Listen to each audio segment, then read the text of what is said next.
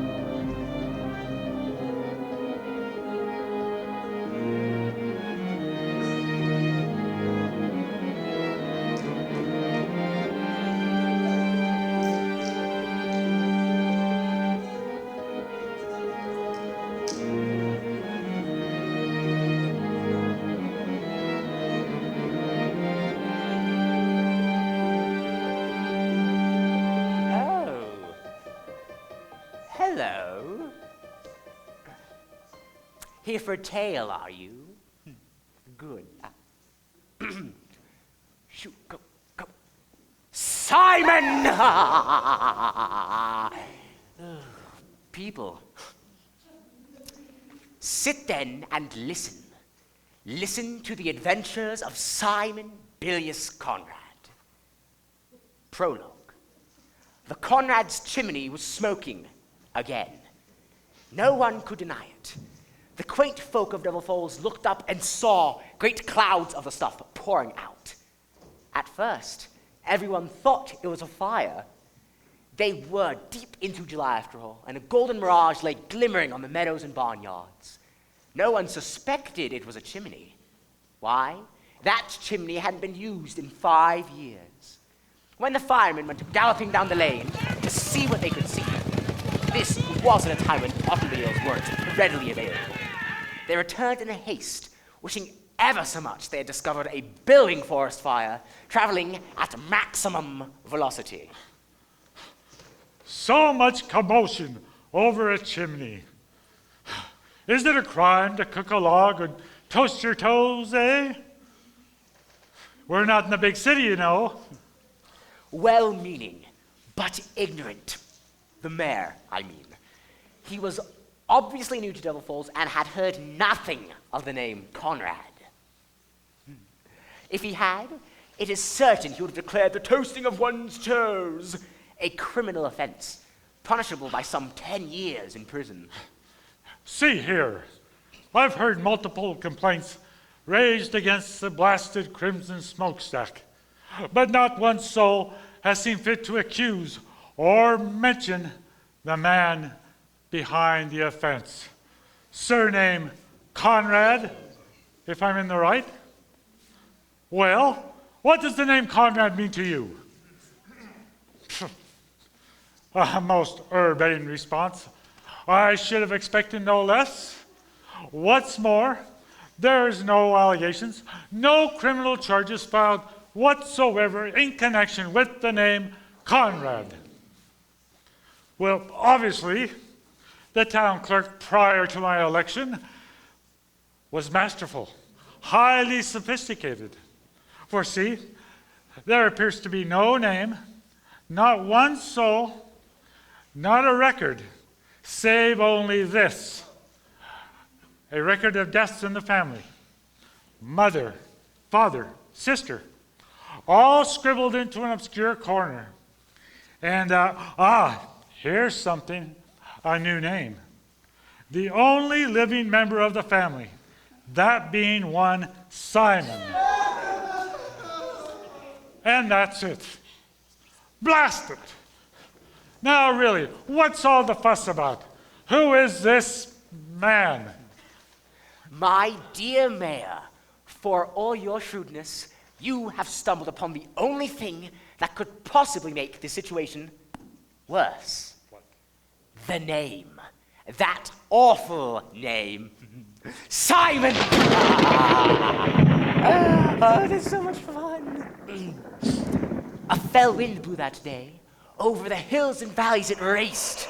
Chariot of devils, trump of Beelzebub, crying, crying, Simon!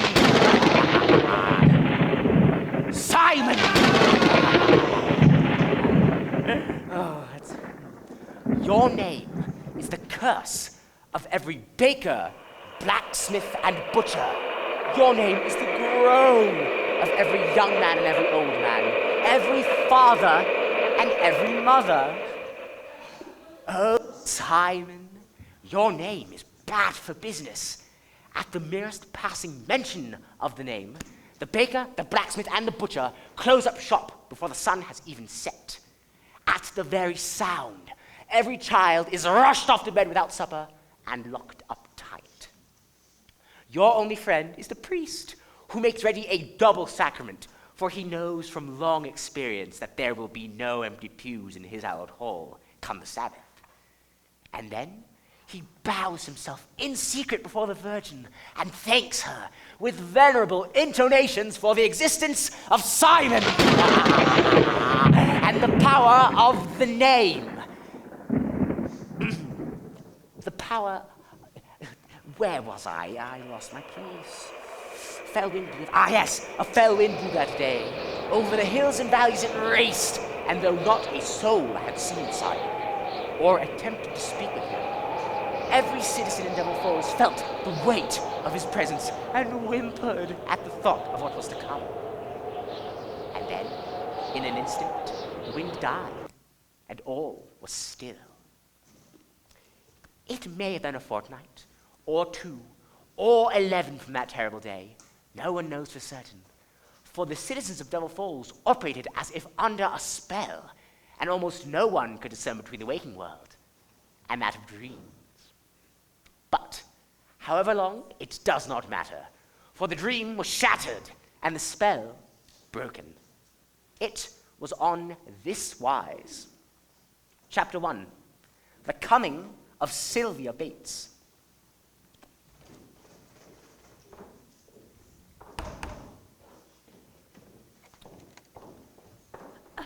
Excuse me, hi, excuse me, I'm looking for... excuse me,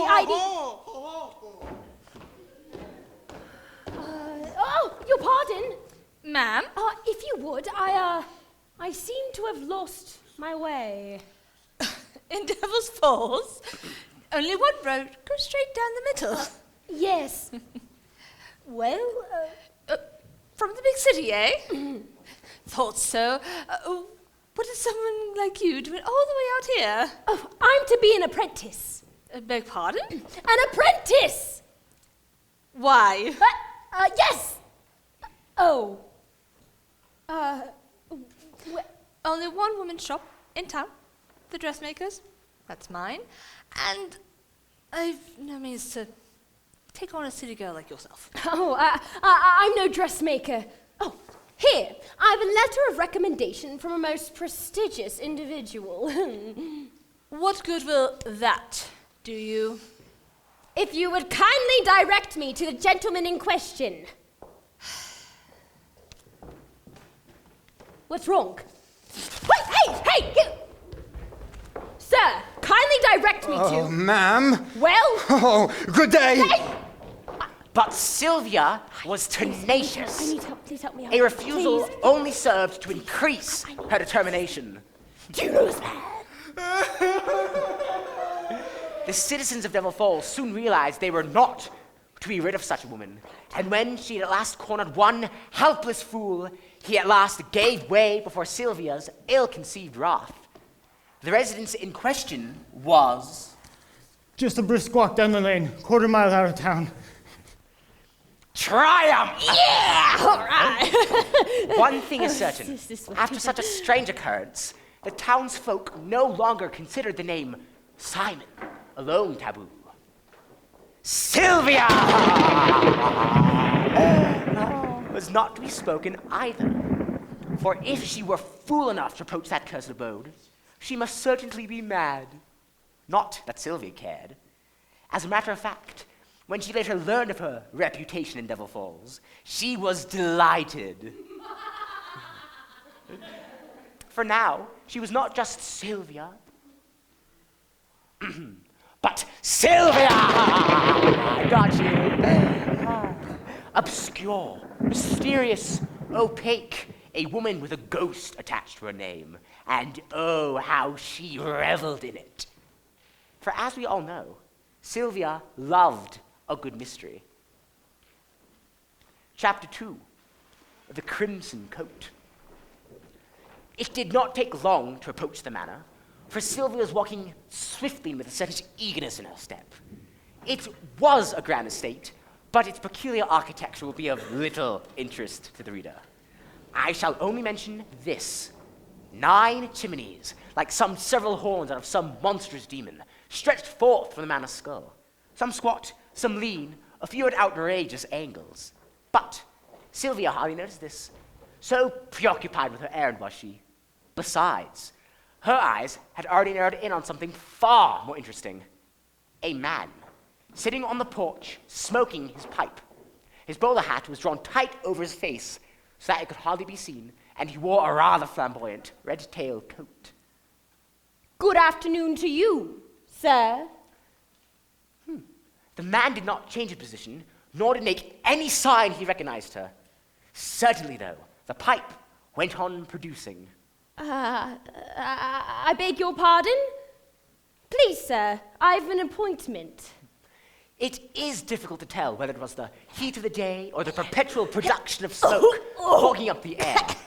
But Sylvia, kind, gracious, forbearing, imperturbable Sylvia, she, who was every inch the lady, responded as one only so well endowed with such inborn patience might. Well, if you're going to be such a great ham of a hog, find me someone who might know some manners and perhaps even know how to speak. As if being called a great ham of a hog was a daily occurrence for the man, he made no reaction and merely kept puffing at his pipe. Well then, if you won't find someone with more manners than a goat, shall I just walk in and invite you to what? Listen! Will you please? I'm Sylvia! Sylvia Bates! Simon, that is... Mr. Conrad is expecting me! Here is my letter of recommendation! He's inside. Since I presume you haven't an ounce of gentility, I shall just let myself in. A moment, if you please. I'll be okay.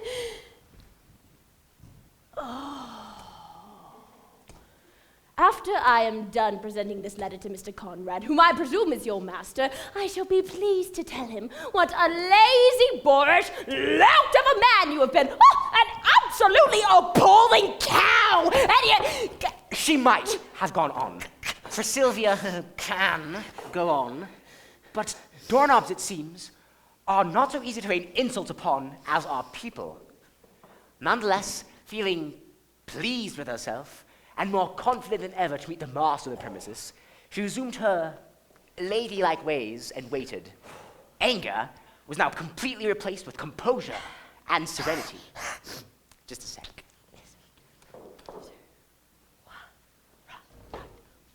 Okay.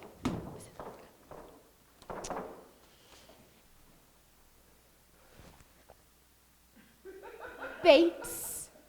Sylvia Bates. We've been expecting you. This way. Oh, such lovely weather today. You know, I graduated at the top of my class at the School of the Occult. Did you know I went to the School of the Occult? Wait, hear that? What? Oh, that's so much better. You seem to have forgotten me. I presume Mr. Conrad will be waiting for me. Look around, why don't you? Pay attention, and there's no need to ask questions. I believe I will call you Sylvia. Yes, Sylvia Bates. Mr. Conrad, I presume. My, you are quick for a city dweller, are you not? Pleased to make your acquaintance at last. You know, you really ought to see to your staff. I was on the doorstep for an eternity wondering whether I was to be let in. And some fellow, one of your attendants, your groundskeepers, I don't know who, he was just sitting there, never speaking a word. He should be let go immediately. Really? My apologies, what did the man look like? Well, I couldn't see his face because of the bowler hat he was wearing, but it was... Like this? Yes, I suppose they are common enough. He also had with him a pipe, and he just kept puffing. Go on. He wore a red tailcoat that was glistened in the sun. I imagine he sat like so, the bowler hat providing considerable shade for his face, and what was it? Oh, yes, the pipe protruding from his mouth, like... Oh, well, yes, just like that. I wonder at all the striking names you must have called him for his rudeness, though you are a lady. A moment of weakness. If I weren't a lady, I would stand by every word. I wish you would stand by every word. That would make you much more interesting. Oh, I do. You would? Why wouldn't I? Hey, is this a test? I've gotten to know you far swifter than I would have otherwise, else I should have endured months, perhaps years, of duplicitous facade before your true nature was unmasked. That is the way of human relations, is it not? Now, tell me, why are you here? I have this from the School of the Occult, a letter of recommendation. Have you learned nothing? I have told you how I operate, I have shown you. I have no time for the mundane, the routine, the systematic. Do not regale me with glowing recommendations from haughty professors with pointy sticks and endless orations. It is they who woo the world with their revisionist history. I shall be the judge of character.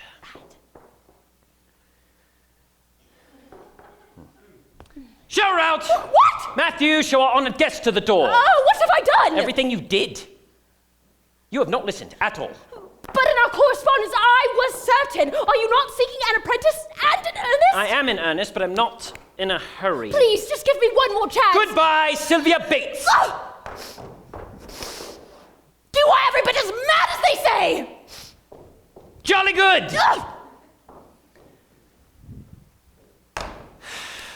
Well, that's that. To the kitchen, I think. Matthew, fetch the rosemary from our latest shipment. It may be worth noting that Simon had already completely removed Sylvia from his mind. The kitchen was to Simon what a laboratory was to a scientist, or the human mind to a neurologist. A playground, that is. Here, much of his preparations and experiments took place. Here, Sega spices and produced potions of oregano and waterwood, and vials of crushed basil and whiskey. Ah, excellent. Excellent. What is it? Sir? Your countenance. What is it, Matthew? Nothing, sir. Your only flaw, Matthew, is this. You are too honest to make a capable liar. It is only that young woman, sir. What made you reject her? She failed my test. And besides, I've refused 100 like her. And I'm certain there will be more. Very good, sir. I only thought you seemed slightly intrigued by her.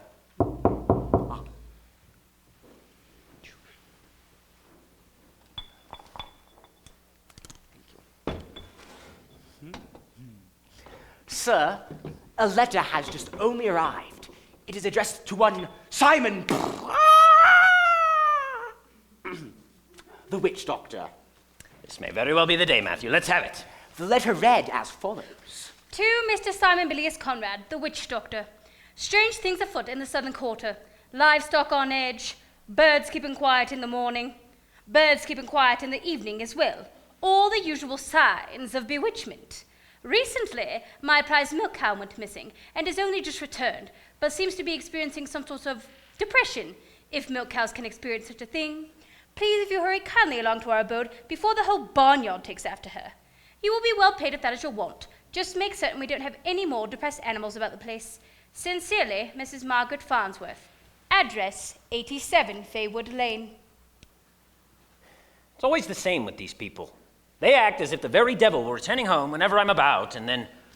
Oh, Matthew, thank whatever higher power there is for the existence of the Beherit, else I should have gone mad years ago. Oh, thank goodness you have not, sir. Faywood Lane, that's just what? Just outside of an hour's journey from the Devil Falls? There is a full moon tomorrow night, is there not? Indeed, sir. Lavandula angustifolia flourishes in the surrounding countryside, and I must have it, plucked by the light of the full moon. Are you still experimenting with the potency of your serenity powder? Indeed, I am not satisfied. I believe this will be the final ingredient necessary to achieve my ends. Besides, serenity powder is indispensable to my work, and I'm in short supply. Return this letter post-haste, informing Mrs. Farnsworth that I will be arriving tomorrow night, midnight. I doubt very much whether she will appreciate being intruded upon at such an hour. But if you are determined... Best make those quaint country bumpkins aware at the Devil Falls that I will be riding through tomorrow evening. Go on, sound the alarm, Matthew! There is mischief afoot! Ha ha ha!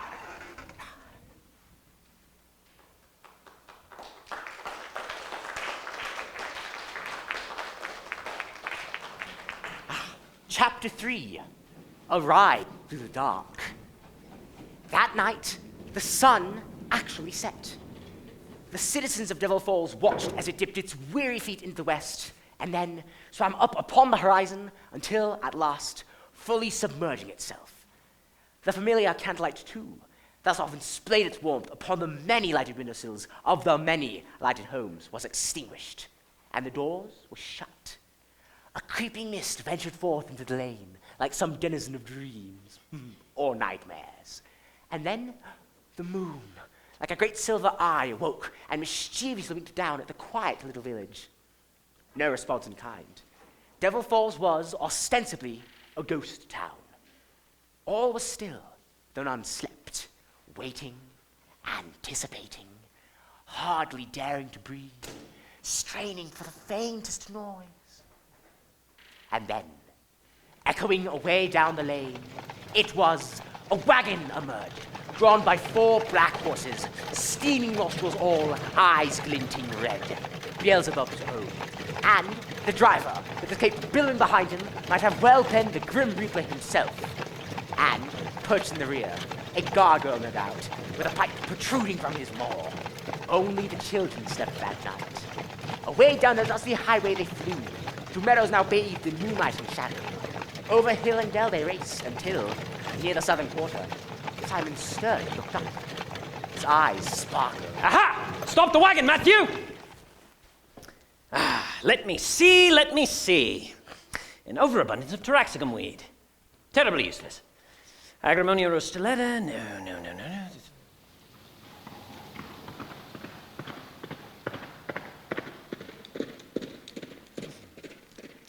Is everything all right, sir? I only thought... Aha! Here! Lavandula angustifolia. Plucked by the light of the full moon, it has a certain potency which would prove invaluable to me.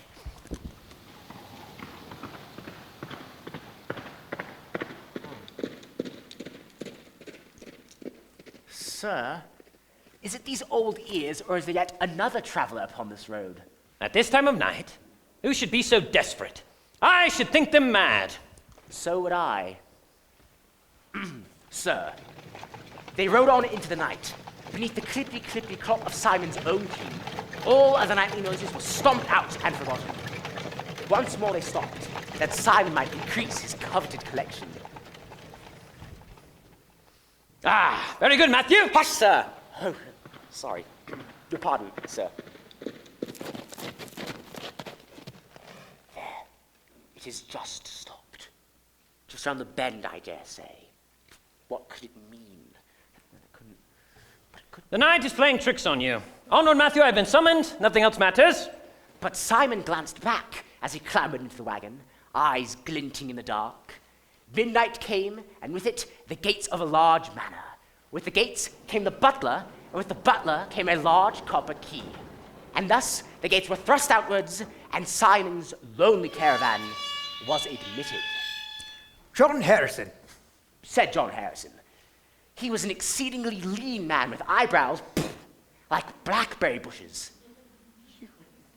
We've been expecting you. Dear John, do us a favor and keep quiet, will you? I beg your pardon? Out there, near the bend in the road. Can you see something, Matthew? I am not certain. John Harrison sniffed. If you'd be so kind, sir, as I've waited all night and... We've a mystery on our hands. Our elusive midnight stalker. Ah, elusive midnight stalker. We've been followed. Oh, that's preposterous. The townsfolk don't go out after dark. One, because of you, Mr. Simon, beg pardon? What's wrong? And two, because of you. Oh, you're quite right. They wouldn't go out. Then what? Oh, heavens above, it can't be. Look out from under those great caterpillars and see what you can see. There is something off near the bend in the road. There were all those things which Simon had observed as the wagon trundled up to the gates. The fields on the right, trees on the left, a sign announcing the man on the one hand, and a fence on the other. And yet, there was something more. Aha! I've got you. What have you got? Poor John Harrison, miserable man, eyebrows thickened with perspiration. Shall we not go in, sir? In? When we just located the watcher in the woods. See here, the grove of trees bordering the highway, just where the road turns and vanishes. No, sir, I don't wish to see. Barely discernible by moonlight. Someone, or something rather, has peeked out and then vanished. A tree branch, perhaps, if it were windy. There is no wind! There it is again. Our mysterious watcher has cast a faint shadow in the moonlight, and it is gone. Again. Sir, if we might shut the gate. What good will iron gates do for you, sir? If indeed our stalker is Please don't, sir! They shall do very nicely. We've had trouble enough as of late, and it seems you brought another. Indeed. Isn't it stupendous? No. However, I very much doubt whether or not there'll be any use in giving chase tonight. Then shut your precious iron gates, butler. But Simon will do what iron gates cannot. I hope so, sir. A wide grin spread across Simon's face. Fanatical, one might have called the look in his eye as he cast one last glance down the lane where the mysterious watcher in the woods had vanished.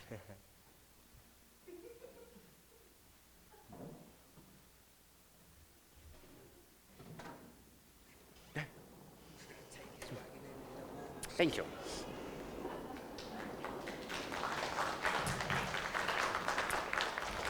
Chapter 4, A Matter of Cows. Matthew awoke the next morning to a pounding at the door of the guest house. The mistress of the estate, upon hearing of Simon's arrival, had asked him to tea. But Simon was nowhere to be found. Simon, where are you?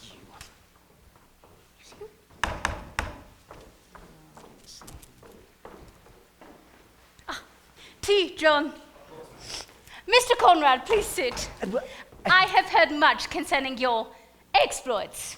You are, by all accounts, master of what one might call a natural phenomenon. My husband, rest his soul, was far less inclined to associate with men of your vocation. I, however, find your work fascinating. Miss Farnsworth smiled. It was a charming smile, one tinged with sadness.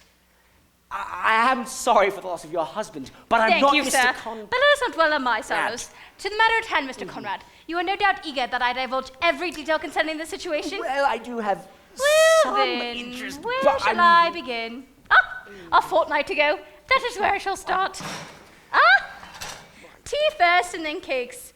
Mr. Conrad, lemon or raspberry? Oh, And who is this? that is... Matthew, they call me. Mr. Conrad's personal servant. How do you do? I'm terribly sorry to interrupt. You were saying? Where was I? Oh, a fortnight since. That is when my staff began to notice the animal's behavior. Most peculiar. They have all become subdued. It is common enough. They sense a unique and probably powerful presence lurking nearby. They cannot tell whether it is a danger to them or not. Even the dog has gone quiet. He is but a pup. He does not play anymore. Do not fear for your dog. He is safe, for now. It is the cow that I wonder about, whom you described in that charming letter. What has become of her? Is it always thus, that the butler asks the questions, while Mr. Conrad remains silent, merely observing? Merely observing, you say? My, madam, that would depend on Mr. Simon's mood. I see. Do you? Well, that would be a relief. Now, about the cow. Really, Mr. Conrad? What were you thinking in hiring such a man? An absolute curmudgeon. Thank you. Now about No. No more butlers. Out, I say. I said no more butlers, Mr. Simon. No more butlers, Mr. Simon. What a funny game it is you play. What is it all about, I wonder? Game. Oh, I play no game. Oh, but you do. And I shall discover what rules there are, if any.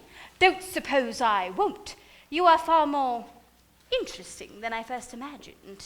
Am I? It is absolutely vital that I know all there is to know about those in my employ, temporary or permanent. I have done my research. You are quite the character, are you not, Mr. Simon? I have been up since dawn inspecting the grounds and your precious livestock. Thus I failed to receive your summons. I returned almost incidentally when you called to ask a few questions. Disguised as your dear butler. But why? You have completed your investigation. Allow me to do the same. I wish to inquire... Oh, yes, please. About the cow. You wrote in your letter that she had become depressed. How long? 7 days. It is an appropriate description, is it not? Perhaps. You also described how your precious bovine had recently disappeared and then returned. Why, yes. And his father went on to explain how, 7 days prior to Simon's arrival, the cow, Penny by name, she went on to tell how Penny was spotted emerging from the woods just east of the manor in the early morning light, looking dazed and out of sorts. Whether she had been gone all night and how on earth she had gotten free from her stall was another matter altogether. Since that time, she has become far more dejected and now sickly looking, I think. What does it mean? It means that someone, or something rather, has been keeping company with Penny. She will not last long, not unless something is done about the situation. It would be a shame to lose her. She is my best milk cow. Almost, I would laugh, save she is precious to me. Why Penny, Mr. Simon? What do you know of the Beherit? Sorry? That is what they refer to in the classical literature, more commonly, demons. Very little. That is why you are here, to tell No, me. there's far too much to explain in one sitting. Indeed, a veritable lifetime of study would not do. Let this suffice. Just as fish differ from fowl, or monkeys from tigers, so do species of Beherit, demons, differ one from another both in behavior and appearance. Now, there are some who thrive on what I have termed the breath of being, but in layman's terms, the energy field or aura of a living organism. Then what? Some devil is feeding off Penny's aura? So it appears. Can you rid me and my property of this menace, Mr. Simon? Perhaps. Perhaps. Perhaps. Oh, and one more thing. And this is most curious to me. And Simon told how, that morning, he had been out to the barn, but Penny was not in her stall. And the stable hand confided in Simon that Penny had not been sleeping well. She is anxious to go about all night long until she is awake. We have taken to keeping watch over her in the pasture. All night? Yes, That was either brave or foolish. or both. At first I was scared to go out at night, but there's been no trouble. Only Penny always tries for the woods, east of the manor. But the gate is too strong. She cannot break through. Have you noticed anything peculiar during your watch? No. Well, think harder! Oh, hang on. I almost forgot last night, but I don't think... It doesn't matter what you think! Tell me every detail. What was the time? What did you see, hear, smell? Well, I've just begun my watch just after midnight. Directly on the heels of my arrival. Oh, and I didn't smell anything.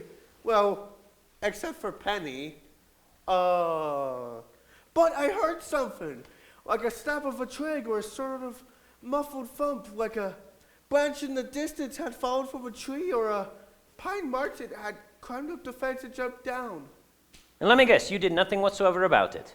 Well, I turned around to look back, but there was nothing. Very well. Which of these is Penny stole? It's right there. I'm not stupid. The hay is fresh, no? I put some new hay down in order to tempt her to bed down for the night. No such luck. Funny, it looks as though someone else already has. Simon observed also several small scuff marks upon the foot of the door and a small scattering of wood chips upon the ground. Did the stable hand put in another cow? Was there some kind of struggle? No, the hay had been smushed down as though some creature had sat there, or slept, for many hours. Too small for a cow, though. I imagine that it scrambled over and scraped off several bits of wood in the process. Mr. Simon, has the barnyard truly been invaded by some grinning demon from hell?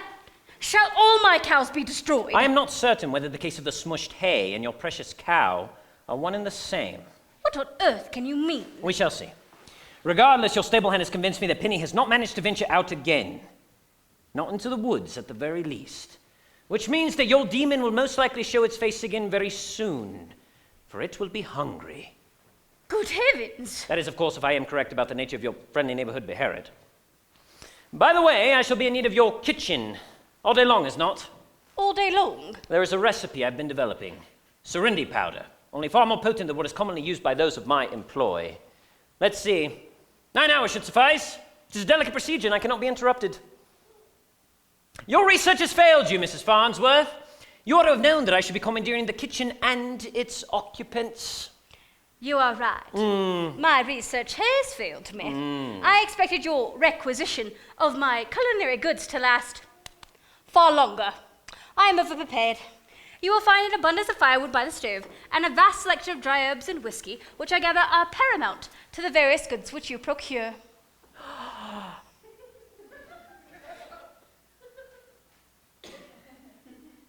Thank you. I have my own supplies. I know. A precaution only, Mr. Simon. Can you tell me when the demon is likely to appear? Today or tomorrow after dusk, I should think. Daylight should probably fend him off. After my preparations, I shall go to the eastern side of the manor, and there I shall keep watch. Tell your staff to remain indoors this evening, and tell your stable hand that Penny must be kept inside the barn, no matter her protestations, or probably you shall lose her.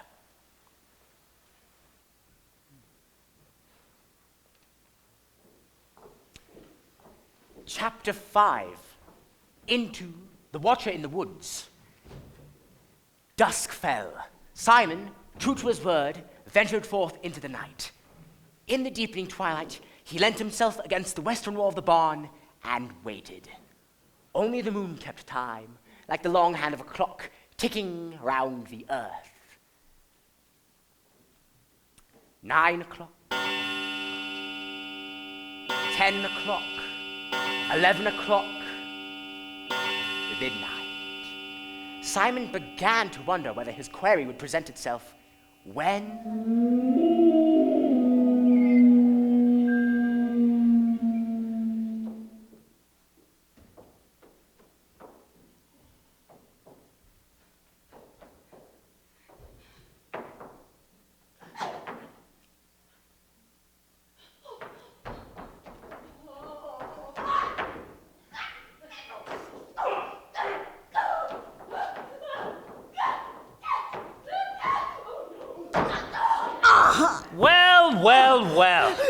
go! You have started my quarry and ruined all of my plans for the evening, Sylvia Bates.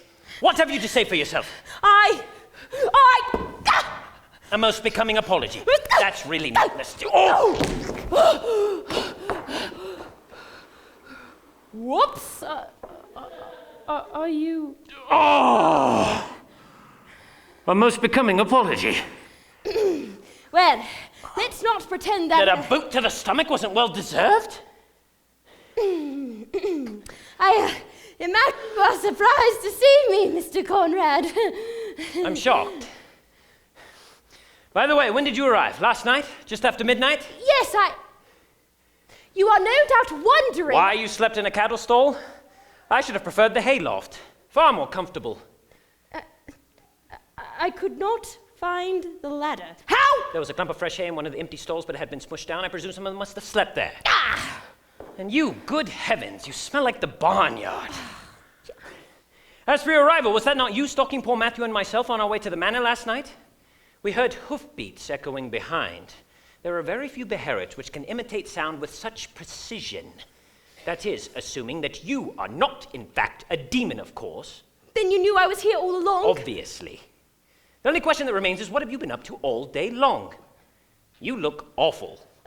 And judging by the state of your riding trousers, it looks as though you've been trampling about in the dirt. I have been... researching, investigating. Ah, yes, that you might leave a good impression upon my mind. Well, this ought to be interesting. Out with it then, what have you found? Well, tell me every detail. Right. I awoke this morning in a cattle stall. And she went on to explain.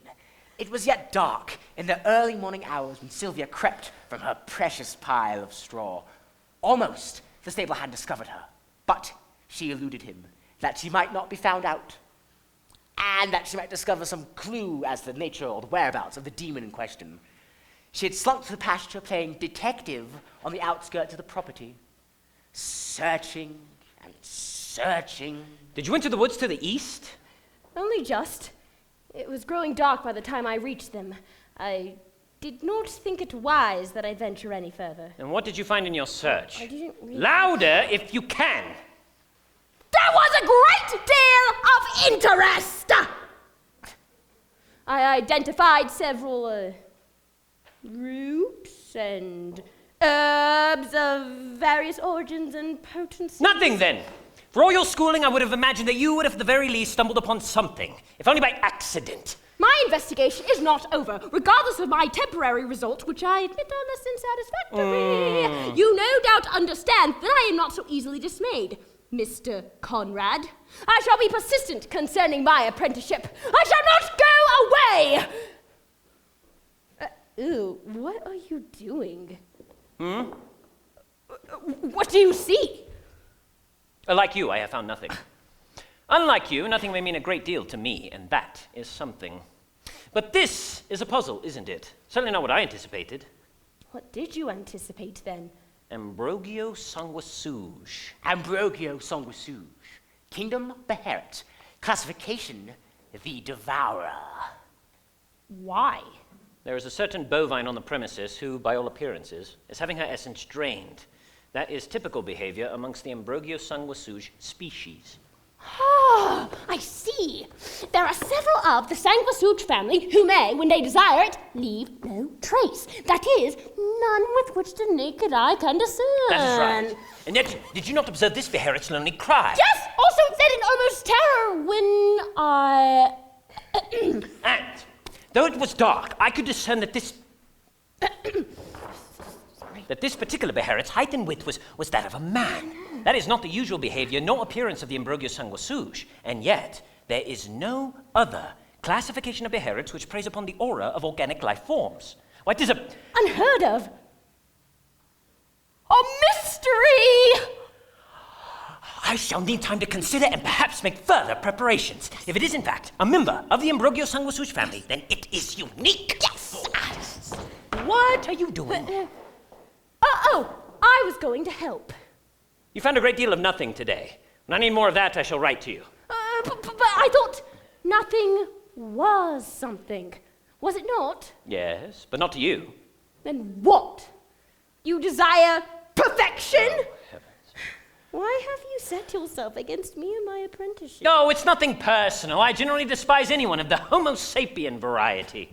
And besides, you're impertinent, and I cannot stand impertinent people. Ooh, heaven forbid you should glance in the mirror each morning. What? What? Ta-ta! I'm off to bed. And you're just going to leave me out here? What kind of a man are you? The kind that coos at pigeons in the park and wears his stockings mismatched on Sundays. Besides, I'm certain you'll do very well in your cattle stall tonight. Good night. And what if I catch it? Fresh from the school of the occult, limited experience in the field, would you be so careless? Yes or no? You are traveling light. Have you any incense or perfumes? Poultices? Powders? How do you expect to subdue your quarry, much less track it down in the first place without proper supplies? Especially when your quarry's exact nature and classification is yet unknown. I shall use some of your supplies, if you let me. No. Oh. Give me your word that you'll not go gallivanting into the eastern woods. Sylvia. Very well. Mr. Conrad! Out so late? What is it, Matthew? It is my fault, really. I have been tossing and turning all night. I went down to the guest house, and when Matthew said you hadn't returned, well, I just had to come see for myself. It is well past midnight. He tried to console me, good man. Said Matthew, there is no need to worry for the master. He always comes through on these sorts of ventures. But I just had to make certain you are all right, Simon. It is all right. The demon has been here, but it is gone for now. For now? There is no need to worry, I think. It's not an aggressor as I suspected when I first arrived. All will be well in good time. And what of Penny? Will she recover? I'm no longer certain of what manner of beherit we are dealing with. But so long as we keep it from any kind of interaction with your milk cow, I have hope that she will recover. But we must wait and watch carefully. Very well. Oh, who is this? Sylvia Bates. Pleased to make your acquaintance. Are you a friend of Simon's? No. She followed me here out of sheer desperation. You rejected me. I've rejected 1,000 others just like you. In this regard, my research concerning your exploits has failed me, Mr. Simon. Have you truly rejected hordes of desperate women craving your companionship? Hyperbole, Mrs. Farnsworth. There have been many, however. And you rejected them all? Indeed. Good heavens.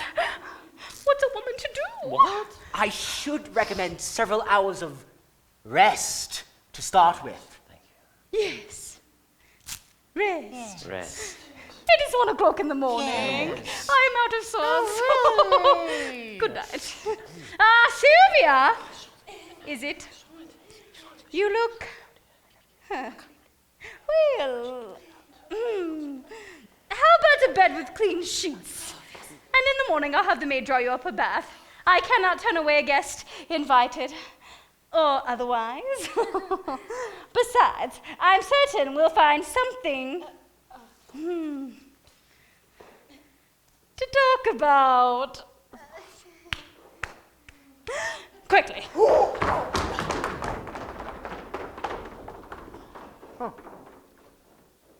Shall we, sir? Is everything all right? I can be certain of nothing. It has been a strange night.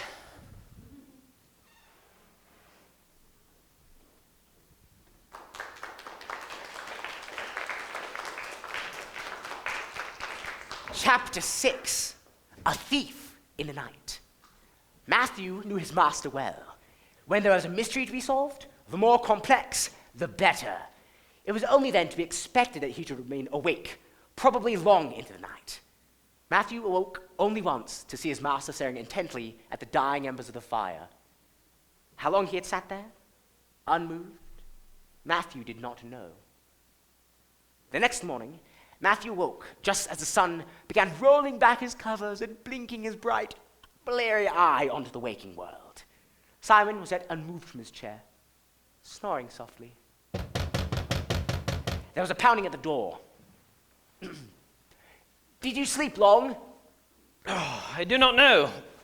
Well, what have you concluded? I've not concluded anything yet. Oh, that is unexpected. Indeed. A pounding at the door once more. Matthew, have you seen my satchel? No, sir. Did you carry it in with you last night? Yes, I laid it upon the coffee table. Let us go down to the barnyard, sir. Perhaps you forgot. I never forget my supplies, Matthew. Let us go down to the barnyard, sir. But before Matthew could answer, the door to the guest house flew wide, and the stable hand bounced in, red-faced and eager. I beg your pardon. What is the meaning of this? Why? You there, boy, have you seen a leather satchel, deep red and brown, in the barnyard, perhaps? No. Oh, I cannot live without it as everything! A man is ill prepared for the proceedings of the day without his perfumes and powders! There we go. Good, yes. Now, there we go. Why are you here, anyway? Penny's gotten worse. They left promptly. Penny was indeed worse for wear, with great black bags of skin drooping about her eyelids. And when she breathed, a shudder. It has accelerated. What has? Run along and fetch Mrs. Farnsworth, why don't you? She'll no doubt wish to be informed concerning the status of her cow. Oh, what he did. In fact, she was the one who told me to send for the likes of you. She'll be out here in no time. Indeed I shall! Oh, Penny! There, dear. She is being drained. The question is how? Did the demon come around again last night and sneak into the barnyard while we slept unawares? No, it fled in terror when I do not think that it would return so suddenly. Either way, Penny won't last, not unless something is done about the situation. I'm not normally inclined to administer to animals, but I may be able to do... Where is my satchel? What's so important about your satchel? It has all my perfumes and poultices and powders. What's that got to do with demons and what's-its? The Beherits are very much unique in their physiological design. They're what? Their anatomy. Oh! Wait. I use these supplies to placate and subdue my quarry. Are we clear? Why do you ask anyway? Oh, nothing. Just saw someone with a look-alike is all. Oh! Where, Peter? Be clear. Well, yeah. Well, I saw a woman walking through the barnyard with a brown bag. Was it a she? Yeah. Said she was a guest with Mrs. Farnsworth. Describe her. Oh. Well, she was almost as dirty as I was at the end of a day's work, and she smelled like the barn. Oh! I caught her liver as she passed. I ordered her to take a bath this very morning. She does not listen to orders. But I don't understand. Where has she gone? And with your satchel? I couldn't say. I could. Blast it. She must have crept into the guest house this morning after I dozed off. Mr. Simon, where has she gone? Where else, Mrs. Farnsworth? She is on the hunt. Oh, my. What a tenacious young lady. I am both inspired and terrified. Is she in grave danger? I think not. However, I cannot be certain. She has very limited experience, after all. Oh, well. Surely you must go after her. She'll be all right. It'll be no easy feat tracking this particular demon, for I very much doubt it will be eager to show itself. It is timid, to say the least. You are certain? Mostly. That is not good enough. Simon! I am certain all will be well with Sylvia Bates. She is a general nuisance anyway. It's quite a relief to see her gone. And if she does not return? So be it. Simon Bilius, Conrad. Simon, however, became suddenly unresponsive and generally uninterested in the case of Sylvia Bates and the vanishing satchel. He excused himself to his room, claiming he was in need of rest and recuperation after such a long, sleepless night. Well, I shall go after her myself. Wait, madam. Wait! There is not a moment to lose. Indeed there is not. Then what? I do believe, madam, that my master has gone after her. After her? Naturally. He refuses every word, counsel, or command given to him, ostensibly at the very least. And so, it appears, to Sylvia. They shall do very well together, shan't they?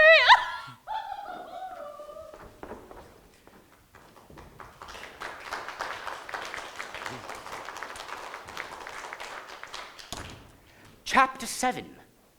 Into the woods.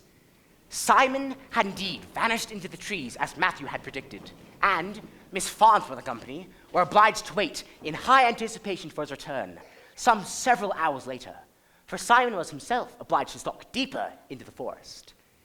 It is rather an auspicious fact that Simon had pursued his quarry over vast and varying terrains, and humans, it seemed, were far more oafish than many of the Beherit from leaving a trail. It was therefore a simple thing to follow the trail of smushed brambles and branches. But it was long.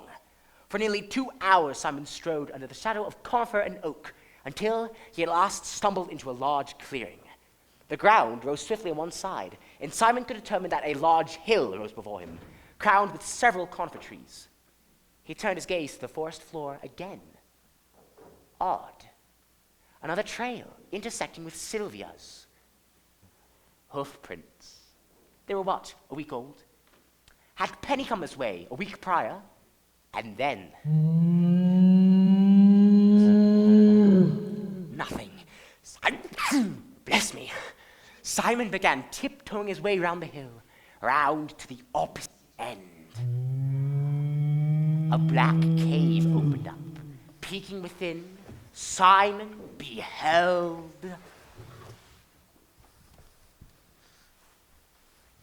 Sylvia! Sylvia! Shh. The Beherit. Did you see what species? Oh, I didn't look at its face. It came from behind me and put me some kind of hurt. The mystery deepens. What Beherit preys upon Homo sapiens and cattle? Come along. I'll take this! Good heavens, you smell like the barnyard. You smell like a barnyard. That is good. What is it? I've solved it.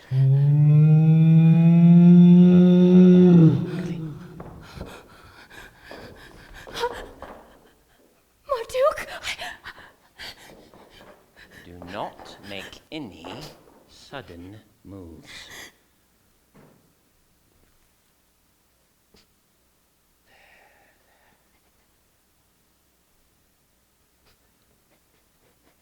Oh no. Back. Give me your cloak! But Sylvia! Give me your cloak! Quickly! Now, in my satchel. Whoa. Shh. In my satchel, remove the pendulum and vial. Yes, of course. Quickly while it is distracted. Serenity powder. I trust your studies have taught you the basics of a calming ritual. Yes. On my mark. And... yes. Now! Pox vobis, tum requiem. Pox vobis, tum requiem. Pox vobis, tum requiem. That's it.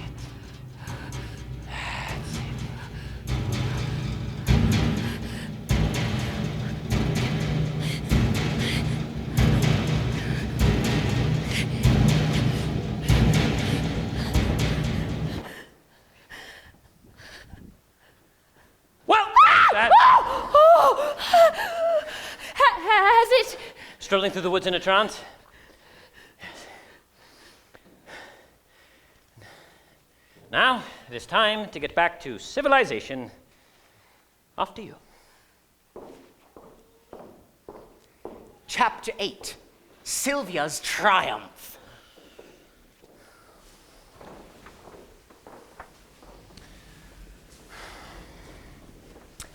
I was wrong about the nature of our friendly neighborhood Beherit, Mrs. Farnsworth. It was not, in fact, feeding upon Penny's aura as I suspected when I first arrived. I believe now that it had bonded with her. What do you mean, bonded with her? There are certain special classifications of Beherit which traverse our world in legions, groups, herds. They derive their strength by bonding with others of the same species. In this way, they are both strengthened and sustained. However, on rare occasions, due to various and extreme circumstances, some legions are scattered and some members never find their way back to the group. So it was lost? But why Penny? Because of Penny's scent. Her scent? You see, Marduk, that is the name of this particular Beherit, rely heavily upon smell, although the word smell is not an entirely accurate description. Wait, Are you saying that the demon took the penny because cows, demons, they smell like cattle? That depends. Some legions of Marduk have been observed traveling on or residing in farmlands, open pastures. I can only conclude that this particular Marduk and its legion would have done the same, and thus carried with it the scent of farmland and likely cattle. But what a ridiculous situation. A demon and a cow. Are you certain? I am. Of course, it's all thanks to our impetuous young friend, Sylvia Bates. Oh? She slept in Penny's stall 2 nights ago, and thus the Marduk took a liking to her. It was then that realization dawned on me. Good heavens! Shall any women or cattle ever be safe again? Will the demon return? I cannot say. I have imposed upon its mind a kind of trance through certain methods. Witchcraft! A cross term used by illiterate groups the world over. Science might be the word you are looking for. Regardless, it shall not awaken from the Spell! for some time. Yay, I got it right! When it awakes, it will probably feel once more lost and abandoned. For see, it cannot maintain its connection with Penny over a substantial distance. Thus, feeling that its bond with Penny has subsided, it shall either return with increased desperation for familial connection, or wander off in search of someone else who won't cast it out. Oh, almost. I feel sorry for the poor creature. But Penny is feeling much better, and her recovery is what matters now. What matters now is entirely subjective. The Marduk are generally harmless and desire companionship only. I should have liked to have righted the situation if possible, Mrs. Farnsworth, but I shall be in need, if you'll allow it, of your guest house for a little while longer on the off chance that it does return. I should be distraught if you didn't. But the Beherit, Marduk as Simon called it, never returned. It is perhaps at this moment terrorizing some other poor widow's farm. No? Okay. 1 week later, Simon made preparations to leave Miss Farnsworth's. Goodbye, Mr. Simon. I shall write to you. Naturally, if you are in distress and have need of a witch doctor. Yes, well, we shall see. And you, young lady, you are an inspiration. Ever since the death of my poor husband, I've been so terribly bored, cooped up in my lonely manor, uncertain what a lone woman might make of herself. I think I shall spread my wings and learn to fly.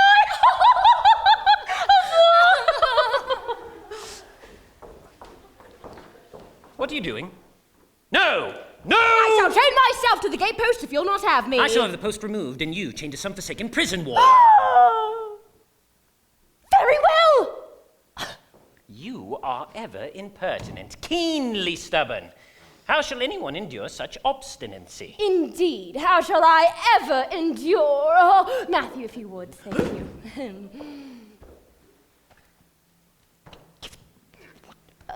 I shall learn quickly. I am able. Well, you bathed at last, I see. I'm afraid unless you go on smelling like the bovine in their feces, I shall have little use for you. Besides, is there a man on earth who can endure the company of such a woman as Sylvia Bates? Is there a woman on earth who can endure the haughtiness of Simon Conrad? I'm sorry. I didn't mean to. Oh, no, it's all right. I was only thinking, the Marduk in the woods was protective of you to the point of violence. Marduk are affectionate creatures. I wonder. What? I wonder if it felt some connection towards you and its loneliness.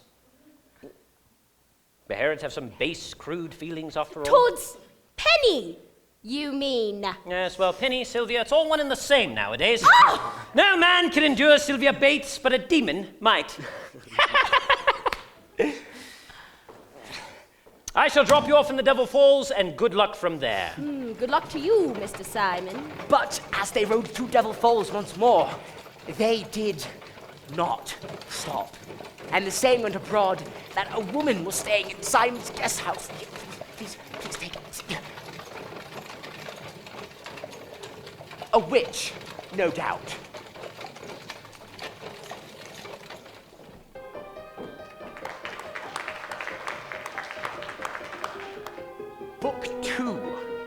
Thunder. Chapter 1. Raven. There was a storm raging.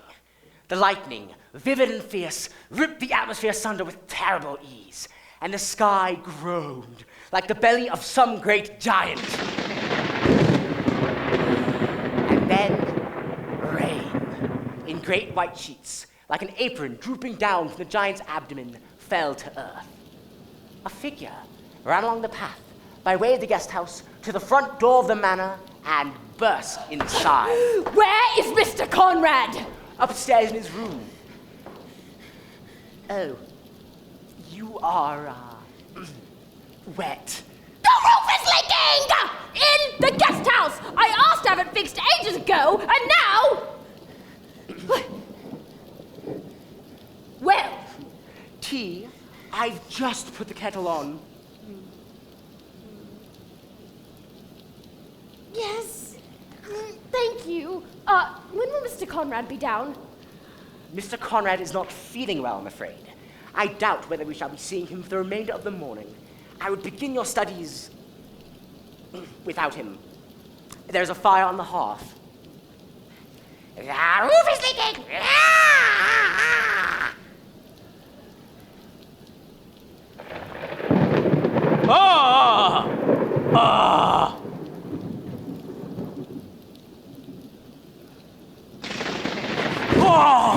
What on earth? Mr. Conrad! What are you doing traipsing about in your night things? Where is Matthew? I don't know, he's in the, Master, what are you doing? I can't find my earmuffs. Earmuffs? What is that? Pink, woolen, fluffy, terribly comfortable. They are unique in their design, with the purpose of blocking out... What do you think?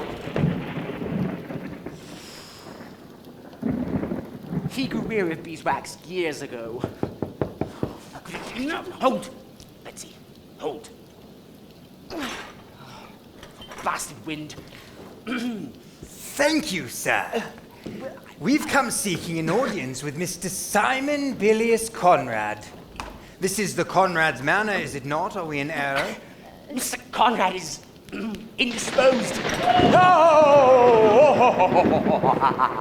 Sorry, he's indisposed at present. How terrible that he is taken ill. Well, in a manner of speaking, is the matter urgent? I'm afraid that it is. Ah. We would not press you, considering your master's health, were it not imperative. Oh, thank you for that. Then you shall speak with me. I shall pass on all information to my teacher. Sylvia Bates? Mr. Conrad's apprentice? Out, seat, legs. Very well. Where to begin? Very good. The Crown Tavern in London. It is my cousin's establishment. My brother and I often travel abroad on matters of business, and our cousin gives us room and board if we are passing through Greater London. However, when we arrived, he was in a state of considerable anxiety. Whatever for? Because Sylvia Bates, he claimed he had been cursed. Good tea, good. Cursed? Indeed. A few weeks prior to our visit, he claimed he had been followed home. Followed home by who? Not who. Not a person. Followed home by it. Could you describe it? I can now. As my cousin hurried home through the rain and thunder, on a day very much like this one, he saw it, like a small lantern in the distance behind him. At first, he thought nothing of it, another traveler on the road, naturally. But that night, as he closed the curtains to his bedroom window, why, he thought he saw it again.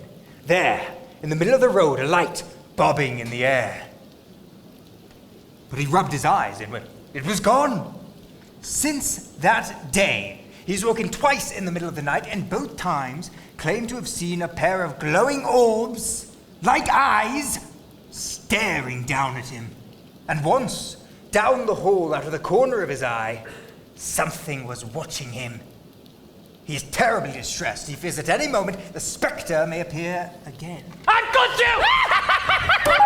Matthew, did you see that? It fell out of my pocket. I was making the sleeping couch. What's wrong? Don't stop. Who is this? What? That is Mr. Conrad. Conrad, you don't... What? Yes. Continue with your story, sir. It is fascinating. Well, I never would have believed... Speak up, will you? I can't hear a thing. 3 nights ago, as my brother and I began the long journey home, I saw in the distance, following behind, the same light, exactly as he described it. A bit louder, if you don't mind. Like a lantern floating in the air, all by itself. It has followed us ever since. It will not leave us be. Hence, we have taken the long way round by way of Conrad. Oh, it's okay, Wolf. No, you're all right. Oh, he's a good boy, yeah. We are afraid that whatever it is that had taken to haunting our cousin has now decided to take after us instead. For what purpose, we cannot say. On that first night, when your cousin was followed home, where had he been earlier that evening? Did he say? No, but he was often out at the marketplace and also the bank. You said the bank, did you not? Do you have any idea what my brother and I are dealing with? I have several ideas of what you and your brother are dealing with. One of them, the more likely, considering your story, is probably correct. That's wonderful. How long, then, until we might be rid of this problem? Today or tomorrow, I should think. I should like to confirm my hypothesis first, and if I am correct, it'll be a simple matter. Thank you, sir. What? Thank you. Has this storm passed? Yes, the storm has... The storm has passed. Oh, thank goodness for that. It is most common for the Beherit to appear after the sun has set. We shall wait until nightfall, and then we shall see what we shall see.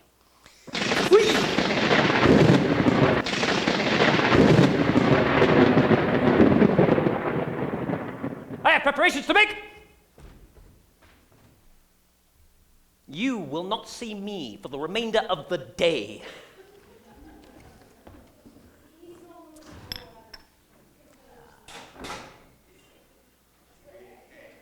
No, unhand, no, please make yourselves at home. Chapter 2, The Lantern Keeper. That night, the storm subsided. All was clear, though a chill breeze nipped the air. Simon and his faithful apprentice stole forth by cover of darkness to watch and wait. Well, that is fine. Not a cloud in sight. Simon actually smiled. Well, Sylvia, this being our first venture, you as my apprentice, of course, I should like you to identify the Beherit in question. I thought you had already figured it out. Probably. I should like to see what you make of it without my help. And then we shall see. See what? Whether or not I keep you on as my apprentice, of course. Keep me on? You mean you're considering Naturally. What did you expect? But I thought... That is a terrible idea. Stop it now. Right. I must test you, Sylvia, see what you are made of. Oh, I thought I'd already proven myself. I am not afraid. No, it isn't that. Then what? You are still intent on apprentice, are you not? The transfer of knowledge is highly desirable to one such as I. It should be a terrible tragedy should all of my work be forgotten. But what? People, that's what. How shall I ever endure them? Oh, my soul is in conflict. I really don't... Now, apprentice, what do you make of that? I understand. Well? Chrysos! I have not seen one before, well, except in pictures. It is Chrysos, isn't it? Make your determination, O apprentice of mine, however temporary. I say it is Chrysos.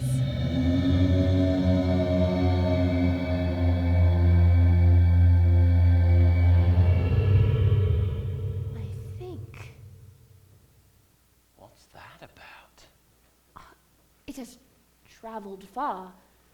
Chrysos, they're not generally mobile. They settle at a young age. Then what? Must be desperate. Good. Very good. It must be searching for its anchor. It has been lost or taken, more likely. That means... We must find its anchor. Come, let us report our findings to our honored guests. Chapter 3, The Anchor of Chrysos. What do you mean, the demon's anchor? When Chrysos is young, it binds itself, its essence, its very being, to a physical object. Generally something that will last, endure the test of time. If it does not, it will fade. Fade? Its essence will dissipate. The Beherit do not, how shall I put it, wholly exist in our world, but always have one foot in the other, and it summons them constantly. Chrysos does not in and of itself possess the strength necessary to remain on this plane of existence. It must have an earthly anchor. Then what? It desires my brother and I for this purpose. Oh, heavens no. Something you are carrying. It is likely that you have unwittingly stolen the anchor of Chrysos, and it must be returned. Oh, but that could be anything. Not likely. Your cousin was the first to be haunted, and now you. Did he give you anything when he last visited? He did not. Save a warm meal? You are certain? Yes. Interesting. Sylvia! Fetch the newspaper. Just came in this morning, will you? Why? Run along now. Be off with you. I'm going.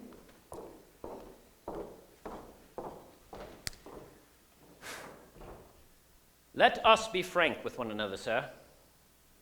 You've already lied to me once. Will you do so again? I beg your pardon. Wolf! He is not, in fact, your brother, as you've claimed. Of course he is. Where was he born? Oh, don't bother answering. I have given my life to the study and pursuit of the Beherit. As a natural consequence, the smallest details do not escape my notice. 'Tis a curse, really. Also, your brother, as you put it, you treat him more like an animal than your sibling. Is he in need of special care? Is he mute? He is not mute, although he does not speak often. And I maintain still he is my brother. Yes, about this item which you insist you haven't received from your cousin in Greater London. It must be exceedingly precious. A family heirloom or... I insist he gave me nothing! The Beherit has tracked you and your brother for 3 days, sir! That is a testament against your word. I am now certain of my hypothesis. If you desire my advice, which I doubt, you will leave whatever trinket he has given you behind. Chrysos is generally innocuous, but it may, under extreme circumstances, become desperate. The longer it is separated from its anchor, the more desperate it will become. Wouldn't you? If your very essence was being sucked into another plane of existence. Can you destroy it, this demon? No. And if I could, I shouldn't try. I do not desire the destruction of the Beherit. I desire their well-being. He's mad. What? Do you suppose I do my work for the benefit of mankind? Oh, it's quite the opposite. Can you drive it hence? I cannot be certain. It will not easily be dissuaded from its course. Besides, I should not wish to try. For in doing so, I should be doing the very thing I have sworn against. But you might succeed if you tried. I shall not try. The only thing that eludes me, sir, is why you still insist upon deceiving me.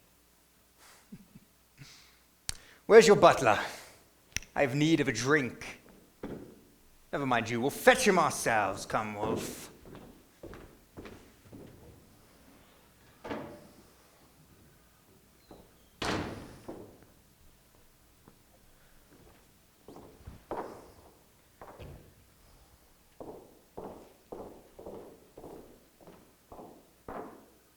Here.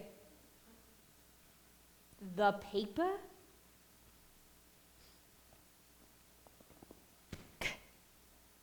Then you only wish to be rid of me? Naturally. Naturally. You think I should have been a hindrance? Oh, yes, of course. I thought it best if only one of us questioned. A likely story. I imagine you've come to your conclusion on the matter? I am not certain. Give me a little more time. How long? I cannot say. With any luck, a matter of hours. You know, there's something odd about the whole situation. I cannot stand it when human beings, the imbeciles, they get in the way of my work. Get in the way? So I'm just an annoyance now, am I? Simon! What's wrong? Oh! Right there, Sylvia. This is what I was referring to. Is that right all there. you can think about? A silly story in the paper? I deserve a fair trial. I've only just begun. If you knew how difficult it was for me. What are you on about? How can you be so heartless?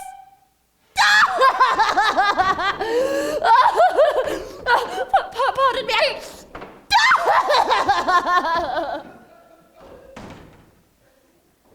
You must forgive our abrupt departure, Mr. Simon.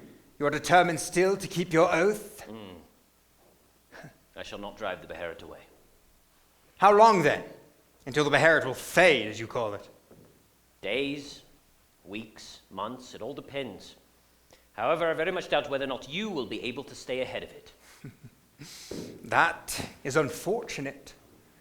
I never resort to extreme measures, unless, of course, I must. What is this? You are very clever, aren't you? Then it seems my next course of action is doubly necessary. What?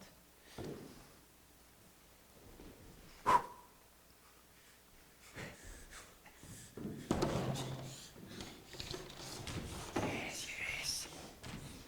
Quickly, Wolf, to the wagon! Hurry, another storm!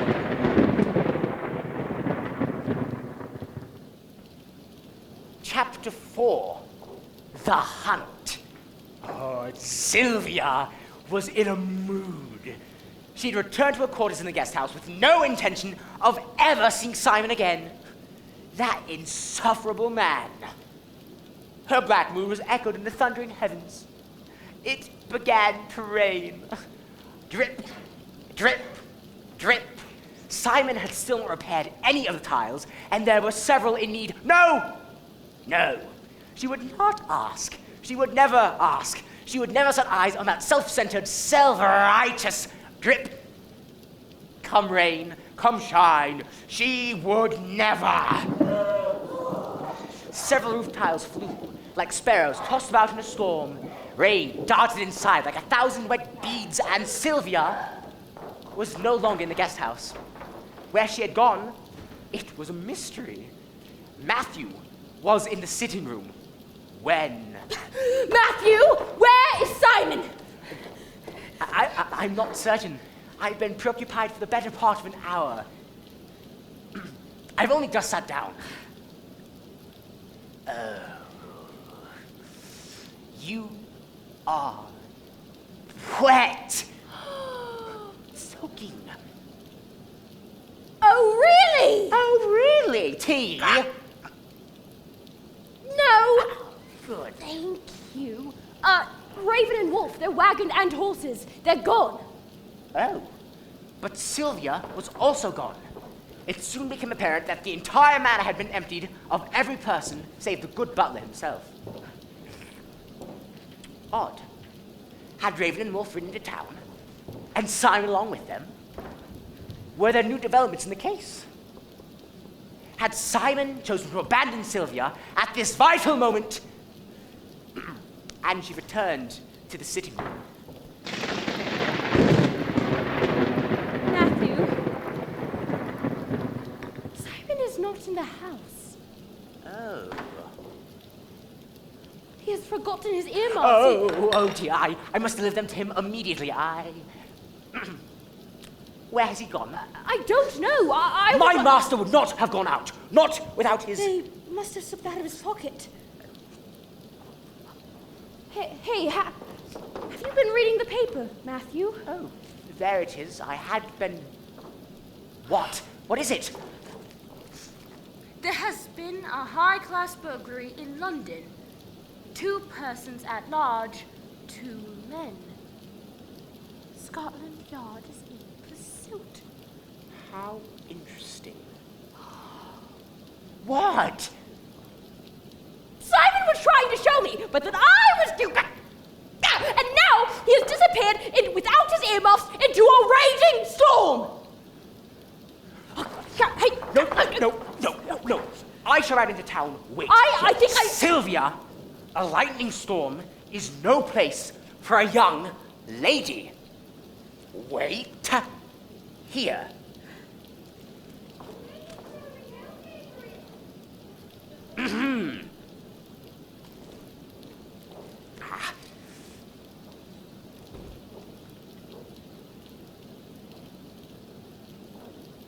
And she did wait until Matthew's out of sight.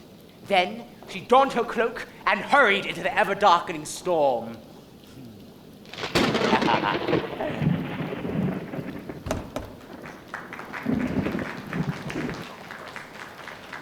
Chapter 5, Wheels and Mud. There was a storm raging. The lightning, vivid and fierce, ripped the atmosphere asunder with terrible ease.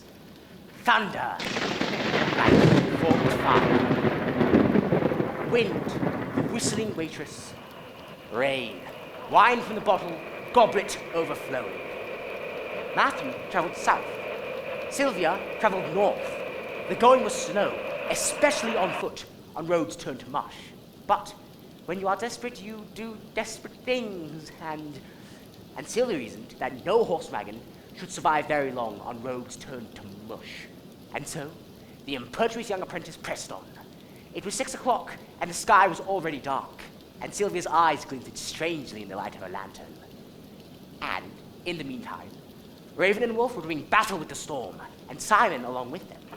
Their wagon wheels had gotten stuck, and for all their efforts, they could not get them unstuck. Blasted rain! Look there, a grove of trees off the side of the road will wait out the storm. Bring him. Move! Come on, then. Look! Oh, hurry! The diamond! Leave it! Or do you suppose you can outrun Chrysos on foot? Do something, witch doctor! Oh, very well!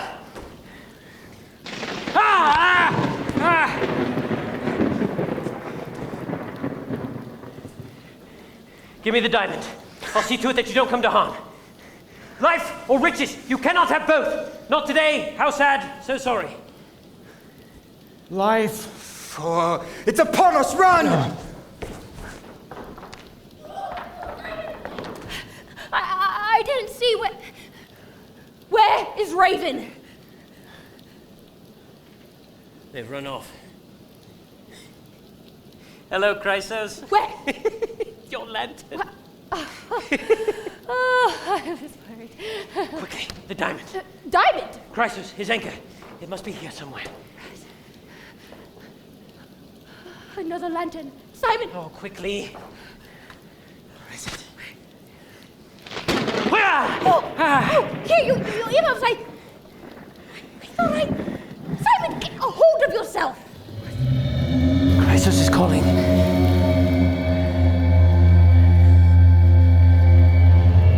What is wrong, Simon? Why does thunder torment you so? Too many memories. We must leave. Chrysos can find his own anchor. I know.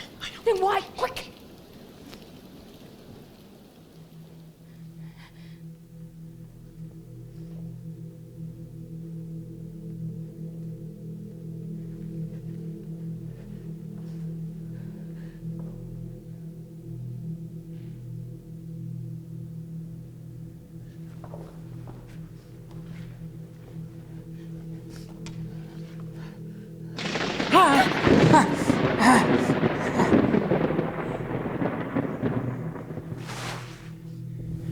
Sylvia, look. There's a hidden compartment. That must be it. Right.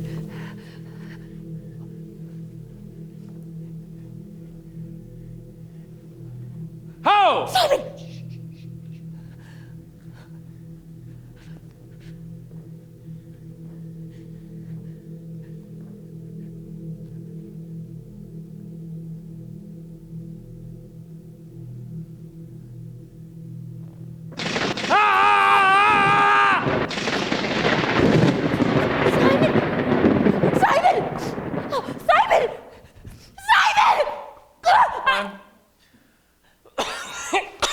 Oh, I'm all right, Sylvia. Oh, I'm all right. Right. Never better. I'm all right. Let me help you up. Oh, that's all right. It's all right? I can walk. You can walk? Just fine. No, I No, can't. you No, I can't. can't. All right, you leave.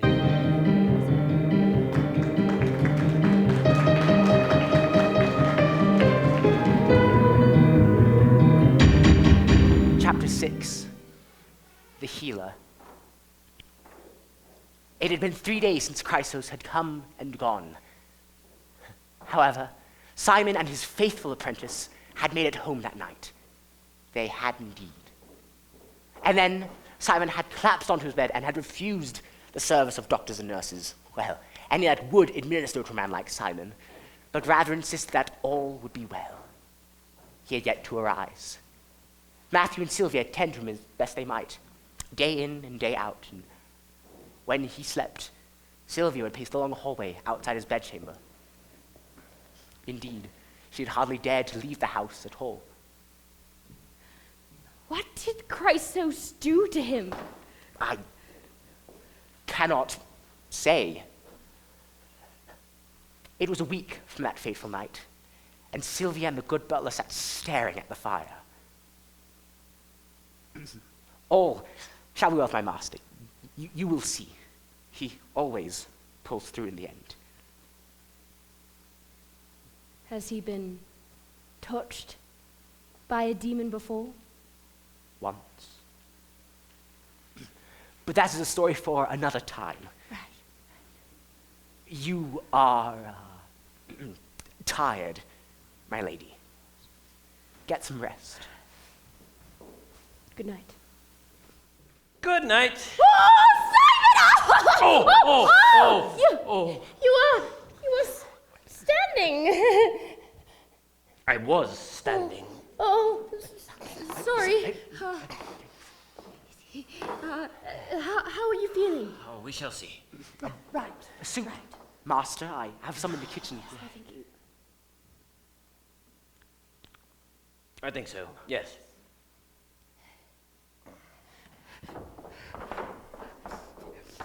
How are you feeling?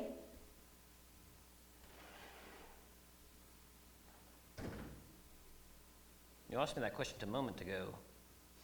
If I recall correctly.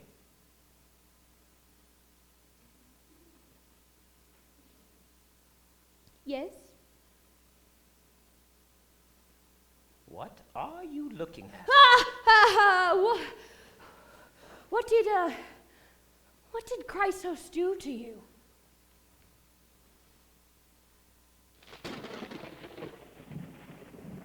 Storm's coming in.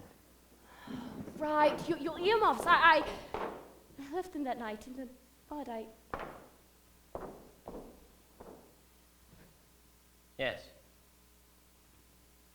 I'm so sorry. Maybe beeswaxes. Sit down, Sylvia.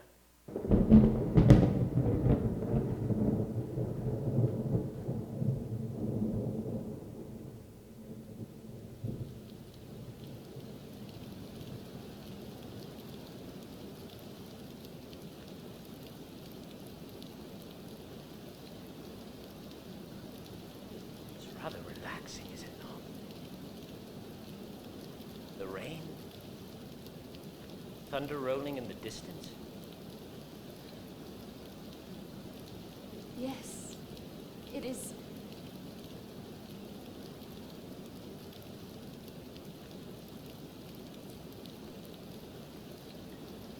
Chrysos, among other things, is a giver of gifts, Sylvia. To those whom he deems worthy. Then your fear is...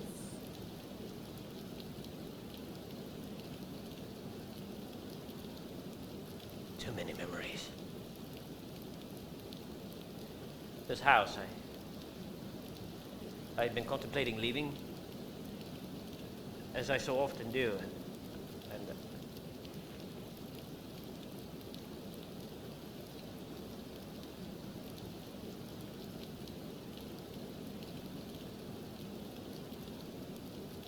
Why?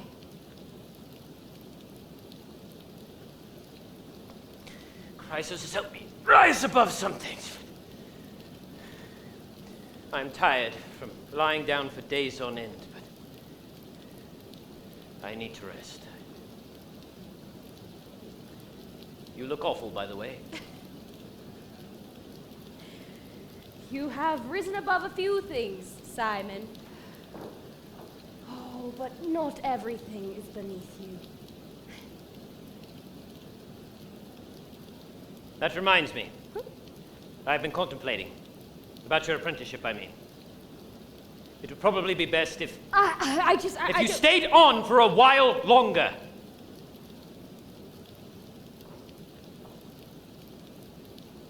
I am not in my right mind.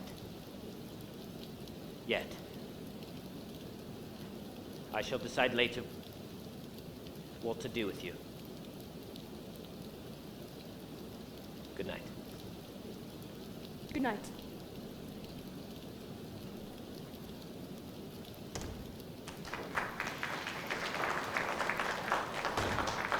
Book 3, The Fiancé.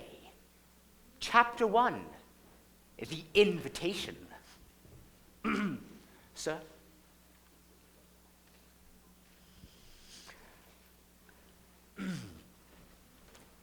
Simon and Sylvia had been arguing. Again! Much more than they generally aspired to, at least according to Matthew's observations. The cause? Well, the good butler held his own opinion on the subject. Lately, Simon had taken to riding alone every so often, visiting a private relation, a personal matter, or so he claimed. Sylvia said nothing until one day she happened upon a letter which had fallen from Simon's pocket. The letter read as follows. Dear Simon, all arrangements are in order. My sister is most eager to make your acquaintance. She is my dearest sibling and closest friend. I am deeply moved and eternally grateful that you have agreed to meet with her before the special day. Then we shall know for certain whether this relationship is worth pursuing. I shall come for you tomorrow with horse and carriage, and we shall make the long journey together. All my love, Mrs. Farnsworth.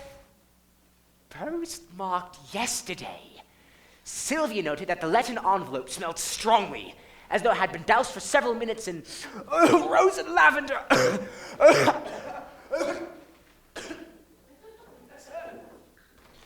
Sylvia, my hat. Have you seen... Ah, yes, thank you. Now, where is my pipe? I could have sworn that I... Ah.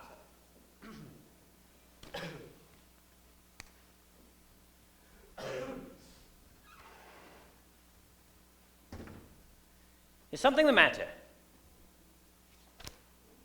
No. Oh, come on now, what is it? You seem... Or is it just your usual volatility? Oh, it must be. I suppose you didn't think to tell me you were leaving? Leaving? That is a private letter. You should not have done that. Oh, since when does Simon Conrad care for what is good and proper, or what others think about him? That is not... I was going to tell you. How kind of you. All the luggage must be packed. And what's to become of me if all goes according to plan? You? Well, you're going to come with me and Mrs. Farnsworth, of course. Come with you? What on earth am I to do? I cannot say at present, but all will be revealed in time. Oh, I know already! The letter! Sylvia, I cannot tell what new and intrusive thoughts are rattling around seeking to establish themselves in that uninhabited skull of yours, but... Oh, I could tell you if I had a mind. Yes, if you had a mind. Regardless, you are my apprentice and you will do as I command. And what do you need an apprentice for in the matters of the...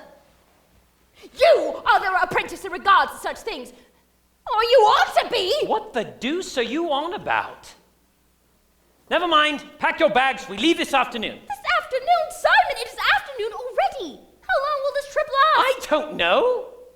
Don't worry, Sylvia, knowing you, you'll quite enjoy it. I should like more time to prepare for such an occasion. Why? I simply cannot fathom what goes on in that head of yours. One moment you must be good and proper. The next you are dashing about the barnyard smelling of cattle. That is the Sylvia I prefer. You know nothing of women. If you hadn't noticed, I happen to be one. Happen to be what? You, Sylvia, are an apprentice, nothing more. I never really thought that...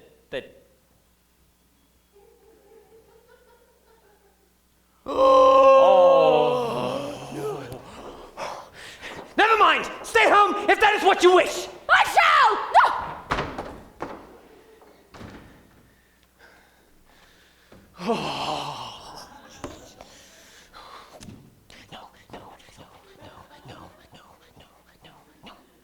No. Sticky door. Sir, Miss Farnsworth to see you. Also the door sticky. Simon, Hello. you look... Well, are you ready then? Yes. Have you seen Sylvia? She was here just a moment ago, stormed out to the guest house probably. Oh, I must have just missed her. Sweet girl. It has been too long. Is everything all right? Yes. Shall we? Of course. Ah! Sylvia Bates, an inspiration to women everywhere. Mrs. Farnsworth.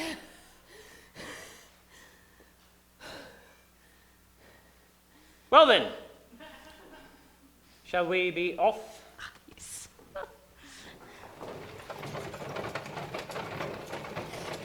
It was a long road to Sussex.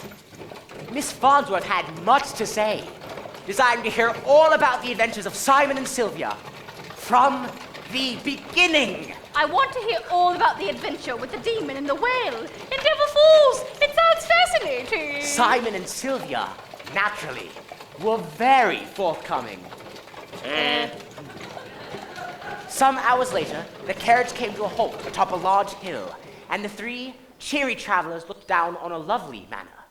A pond glinted in the moonlight, and the trees which surrounded the manor, on the south, north, and west, swayed gently. That is the place. That is where... Where what? Soon enough. All shall be well, don't you think, Simon? One can never be certain, but it is likely enough. It's probably a simple thing. Simple? They arrived at last, after an exhilarating journey.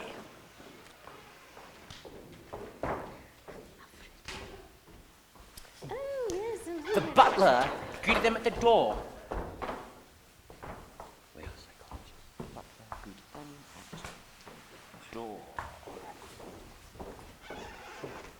And soon, a woman who looked remarkably like Miss Farnsworth was ushering them inside the dining room.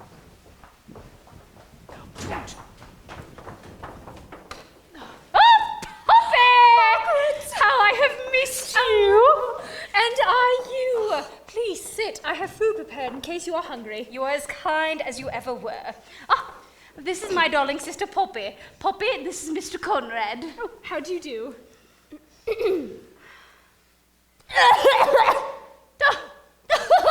How rude of me. This is Sylvia Bates, Mr. Conrad's apprentice.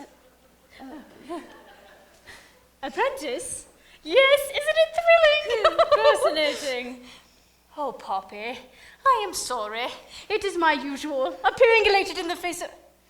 I am thoughtless every now and then. It is all right. Please, make yourselves comfortable.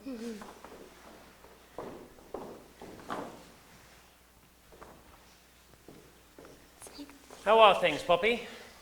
Any news? Nothing more than I've already told you in my letters. Oh, George! I thought you had gone to bed. Are you hungry, George? You remember my sister Margaret, whom I told you would be arriving today? Margaret. That's right. And this is Margaret's dear friend, Mr. Conrad, and Drizella? Sylvia. Sylvia, yes. Sylvia, Mr. Conrad, Margaret, this is my fiancé, George. Okay.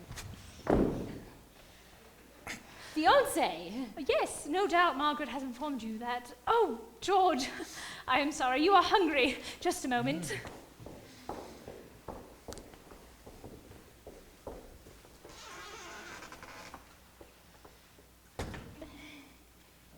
George, is it? How long have you known Poppy? 3 years? 5, if I recall.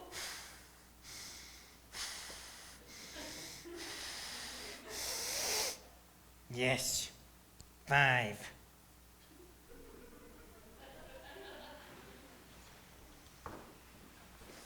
And how are you feeling about the upcoming wedding? Good. Pocket of pillow, I see. Here we are.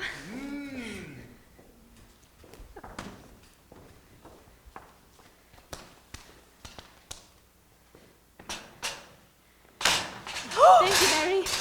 Oh, please help yourselves.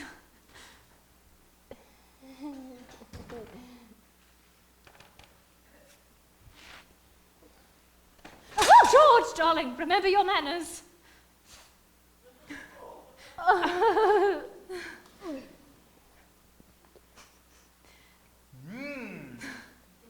That's right. Anything else? Off to bed then? There you go. Good night. I shall see you in the morning.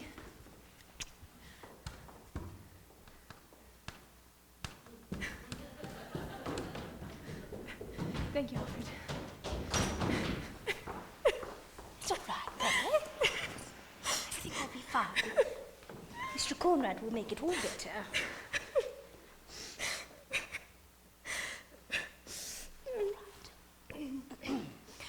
Well, Mr. Conrad, now you've seen for yourself. Was my description accurate? What do you think about it? Intriguing. Intriguing. Is that all you can say? Is it... Do you think it's a... There is a demon involved with your fiancé? I cannot tell yet. I shall need more time. Yes. If that is the case, can he be cured? Perhaps. Perhaps. Yes, perhaps. Simon. Certainly, madam. We should be able to set things right. Simon! My apprentice and I shall resolve the matter promptly, madam. Now, if you don't mind, I should like to counsel with my student. Oh, yes, of course. Mr. Conrad, if it is not a demon that has done this, has my fiancé simply... I'm certain all shall be well, Poppy. Yes, I am grateful. Mr. Conrad and Lucretia? Sylvia. Yes. Thank you.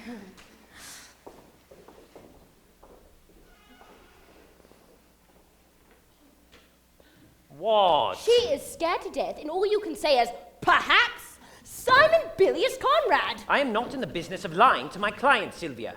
Or would you prefer that I give her false hope? I should prefer it if you had a soul. That is what I should prefer. Then I should be all the more human. What a terrible thought. What do you think? What do I think? About the case?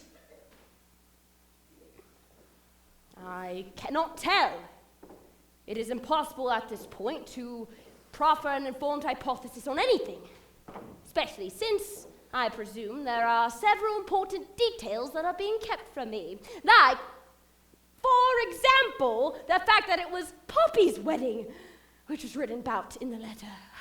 Whose wedding did you suppose that it was? Regardless! Is there any other information I should know concerning the fiancé, George? 2 months ago, Poppy wrote to Mrs. Farnsworth. The message was alarming, to say the least. Her fiancé, George, had suddenly, as if from nowhere, ceased eating, speaking, communicating at all.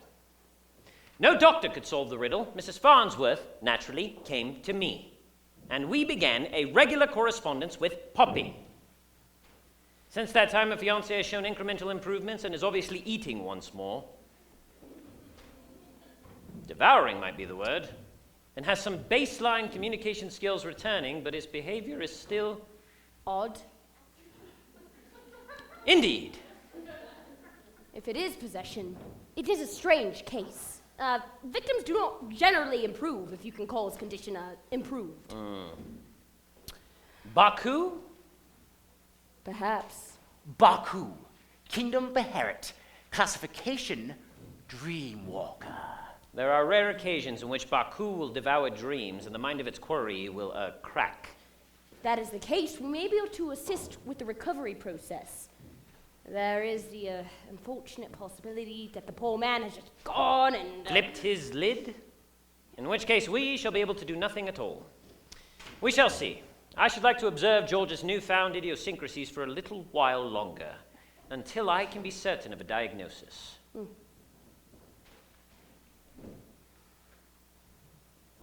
I must also inform you that I was forbidden to say anything of the matter until this evening, even to you.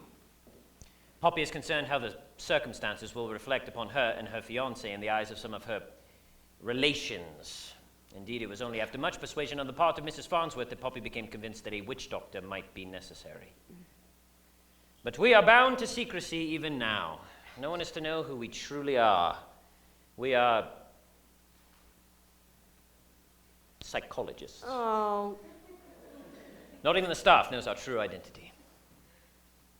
I see. Simon, say nothing to Poppy until we are certain. I do not think her heart could take it. Poppy, you must tell me. I'm going. All right. I'm sorry for the intrusion. It's all right, we've just finished. What is it, Poppy? I don't mean to trouble you, it is only... Please, trouble me. George, it's happening again. I hear him pacing the floor of his room. He's done so twice before, that I know of anyway. And why is that significant? I don't know that is significant at all. Poppy, every detail. All right. But in case, the last time this happened, I thought little of it and went readily to my bed. I happened to wake while it was yet dark, and glancing out my bedroom window, I saw him walking through the trees behind the manor. A little while later, I heard his foot on the staircase, and I'm certain he was returning to his room. That is a detail I hadn't been informed of. I wasn't certain it meant anything. Perhaps he needed a think in the cool morning air. Perhaps. I do not suppose I shall sleep tonight. Oh dear, I shouldn't have troubled you. On the contrary, it'll be my pleasure. Come, Sylvia. Off to bed, Poppy. Chapter 3. The most peculiar behavior of George Woodstow. Poppy and Miss Farnsworth retired to their rooms. But, down in the sitting area, Simon and Sylvia were awake, eyes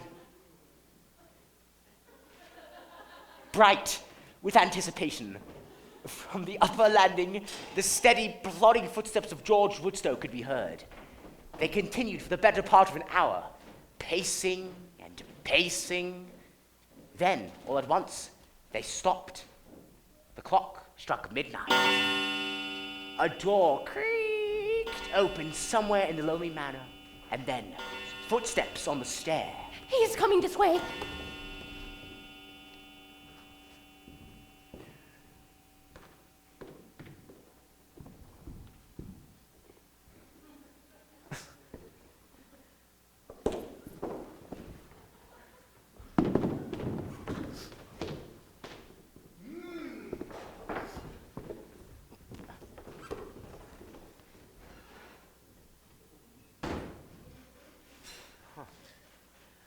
He's gone through the kitchen. George, however, had vanished, and all the house was silent as the grave. They strained their ears for the faintest noise. The sound of silence beat upon their eardrums. Then, He has gone out the back door. they peered through the window. In the dim starlight, they could see the line of trees, some 30 feet from where they crouched. Also, the silhouette of George Woodstow walking towards the line of trees. And then, something strange. Look, in the woods. Deep in the shadows of night and forest, a faint light appeared. A signal? A summons? A coincidence? I think not. George disappeared once more, this time under the canopy of conifer trees. Do we follow or... No, there is too much chance at stake. Let us wait and see. They did not wait long, some 2 hours precisely. Just as Simon and Sylvia began to feel waves of drowsiness wash over them, a figure emerged once more.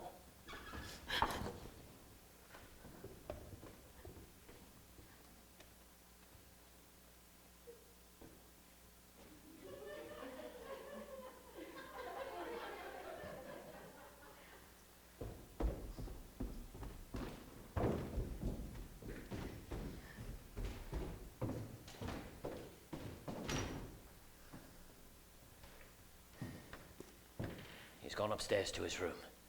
What on earth does it all mean? I haven't the faintest idea. Come, let's to bed. There's nothing more to be done tonight. Chapter 4, Deadline. The following day,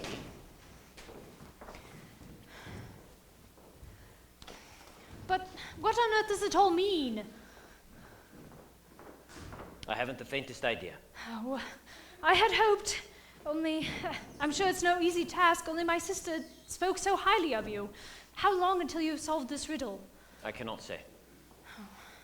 What I can tell you is this. It is most peculiar. I have rarely, if ever, doubted my own intuition as much as I do today. I'm off to investigate the woods behind the manor. There I shall see what I shall see.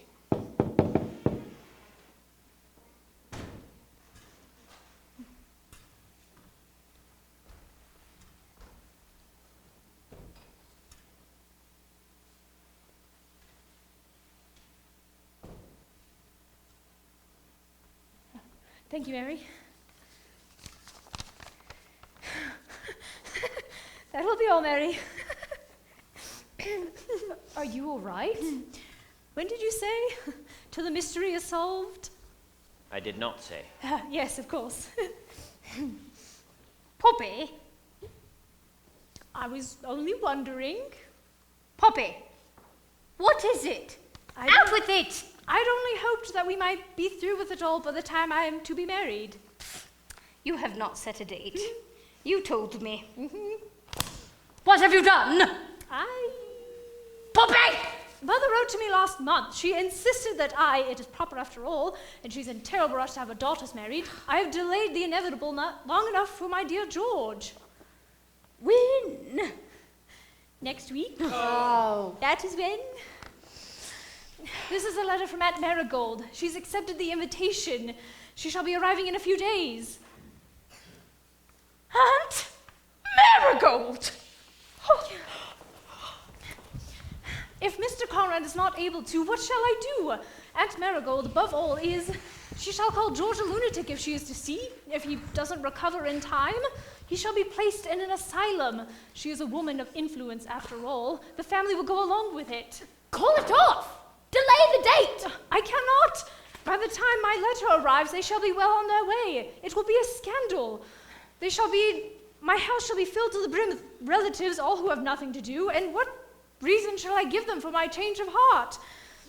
I cannot call George a lunatic. I will not be responsible for sending him to the asylum. Oh, how awful.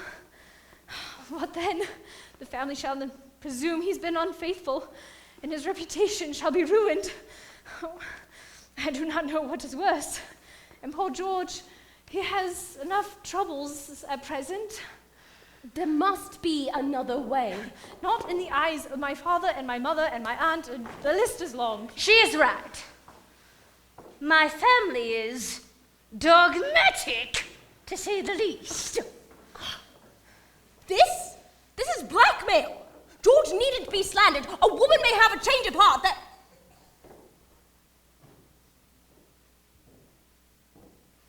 There are many reasons why she might. Are there many reasons? Please, Mr. Conrad, Sylvia, do your work, and quickly.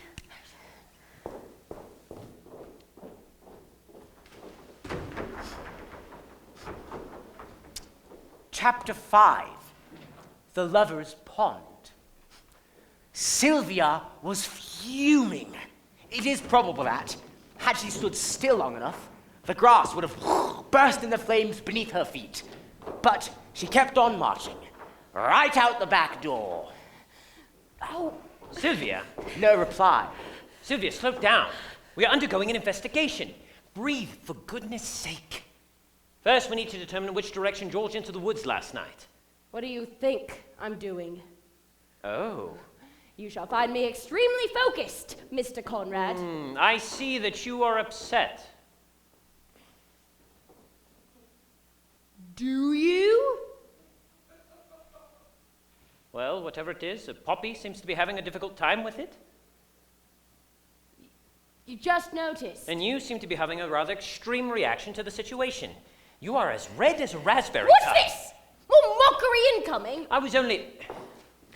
You look awful. Ugh.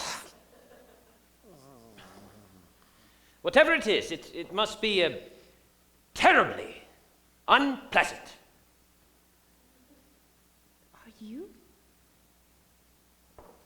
Are you actually trying to... I'm in no mood to be... I just need some time, thank you! You're welcome. Oh.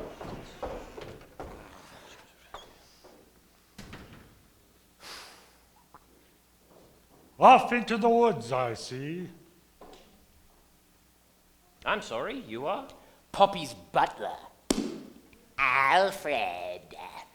He was an odd-looking man with a spot for a nose and eyebrows like javelins. And he wore a yellow-spotted bow tie.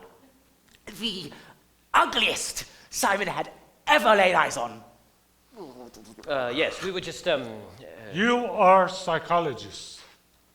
Come to examine my Mr. George Woodstow.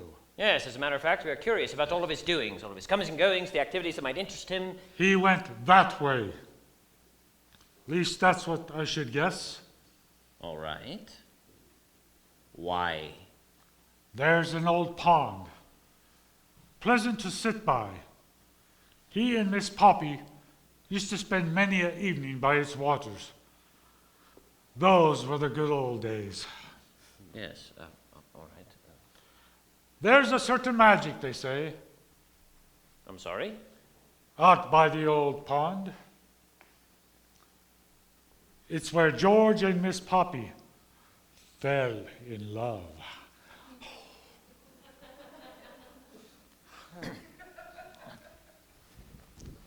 The pond was not far. Simon found Sylvia there, pacing round and round in exasperation, examining every tree, every bush. Her face still darkened.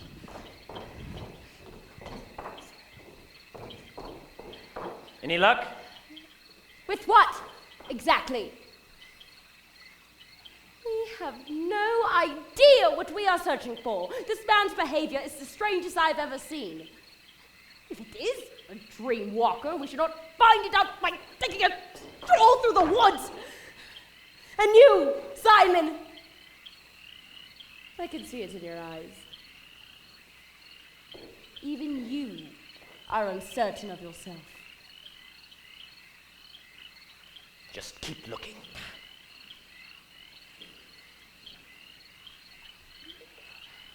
Oh, What's wrong?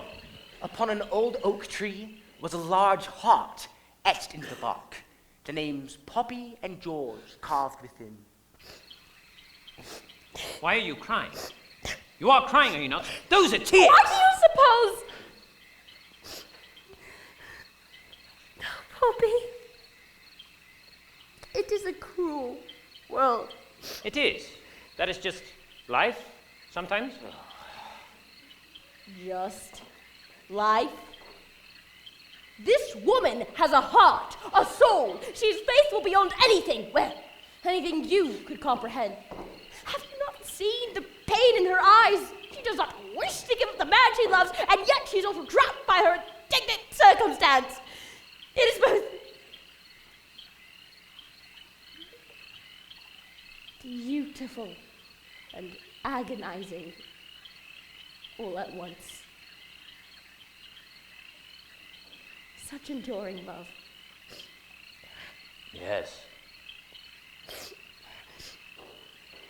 We must solve this riddle, Simon, for Poppy. Yes, for Poppy. Right.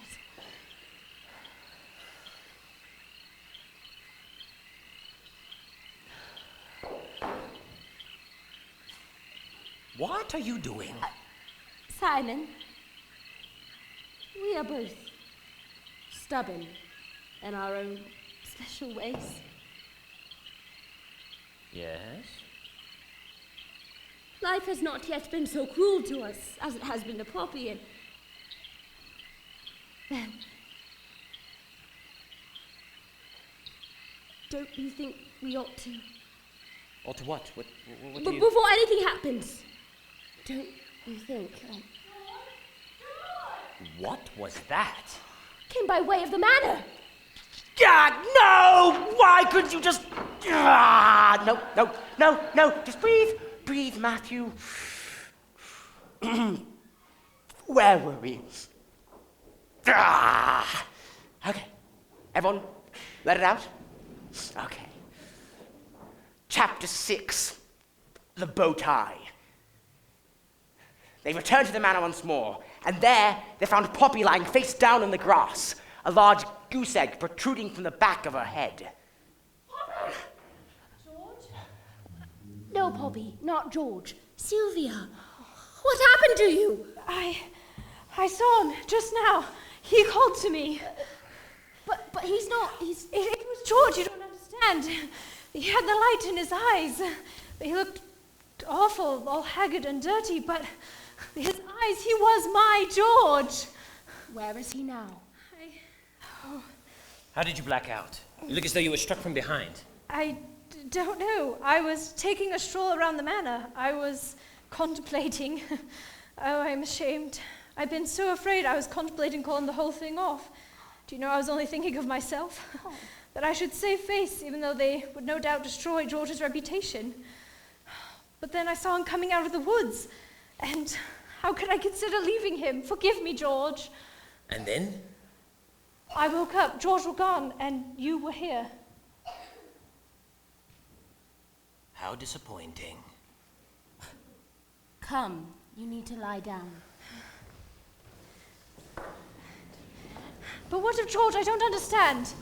Inside, they helped Poppy to the sofa, but they had a terrible time getting her to lie still. For always she was sitting up and talking about her George. Miss Farnsworth was particularly distressed. I shall ring for the maid. However, she did not come. Not immediately, anyways, and Miss Farnsworth was far too impatient. Ugh! I shall put the kettle on myself. Servants be hanged. I tell you, I saw him. I saw George. Alfred, do you know that I saw George today? George? Is that you? He heard you calling, madam. That's very sweet. Come sit by me, George. I am George.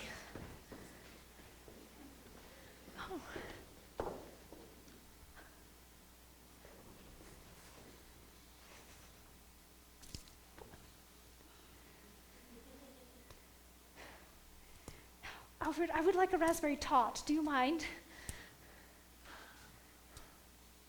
Very good. We'll make that 2. Thank you. Well, I don't know if it's a sign or vision or what, but I've seen George with the light in his eyes, and my faith is restored. You will recover, won't you, my love? She's loony. She's just happy. All right, she's a little bit off. But what on earth does it all mean, though? Her saying George in the wood. Mrs. Farnsworth. Yes. Madam, is your sister prone to hallucinations? Oh, sorry. It's a sensitive question. No, not at all. She's always been well-grounded.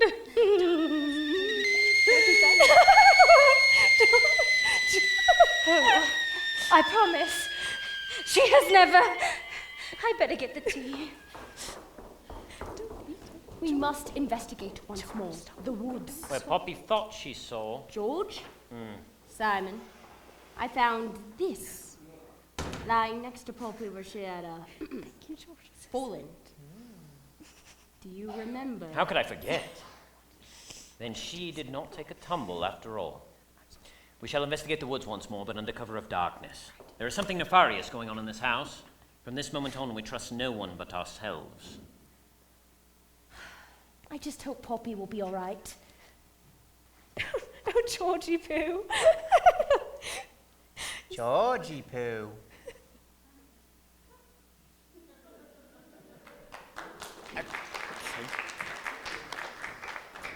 Chapter 7. George again. It was late before the household drifted off to sleep. Poppy, who had been laughing all day like a madwoman, had suddenly become desperately weary and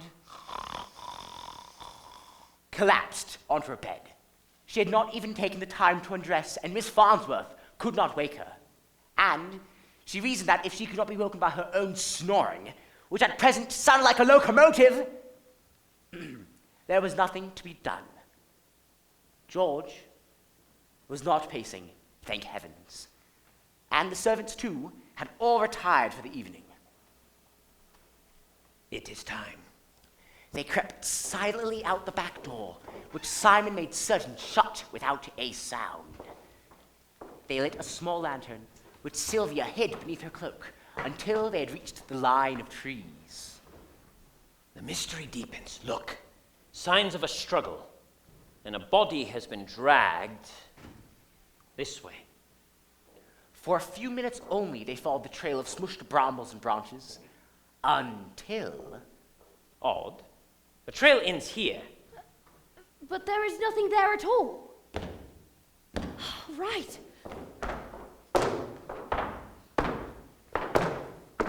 Simon, the ground, it is a door. An old cellar, hidden by bushes and leaves.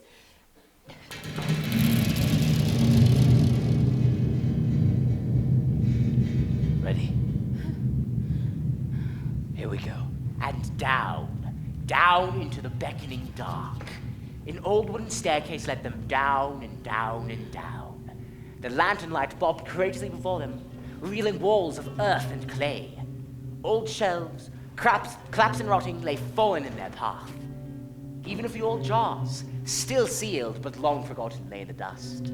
And on the opposite end, bound by heavy cords, was... George! Who are you? My name is Sylvia Bates. This is my colleague Simon. Have you come to torment me? Oh, not at all. What are you doing? You are free, George. Who are you? Friends of Poppy. Now let's get you up. I cannot move very swiftly. I'm weak and I've been down here for I don't know how long. 8 weeks, probably. Oh. Oh, my. What is that?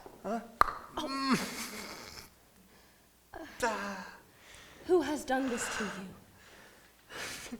That thing. What thing? You'll not believe me. In the common tongue, a demon, no? Who are you? It doesn't matter. I was never a believer in... George, I need you to focus. What did the demon do to you, exactly? It comes to me every week or two. It plucks a hair from my head, which which I believe it consumes, and then it's terrible. It turns into another me.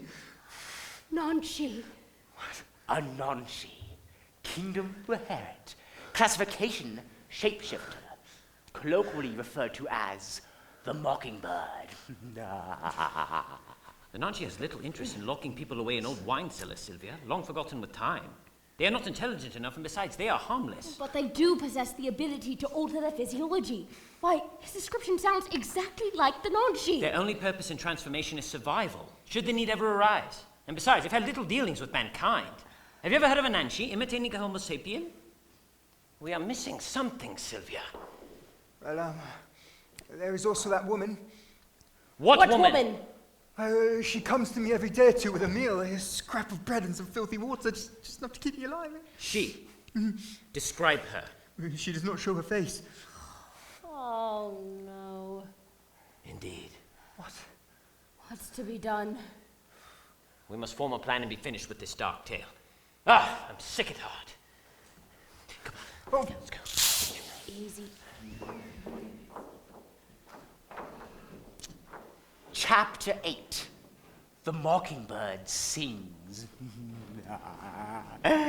They returned to the manor once more, and Simon and Sylvia set about conspiring. When they had finished, they presented their plan to George. Are you certain that will work? No. Ready, Sylvia? Yes.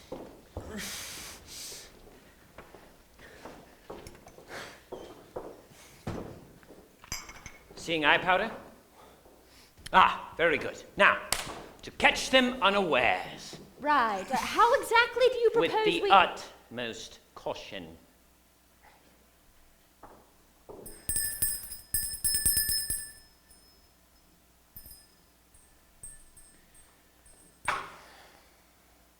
Fire! Fire!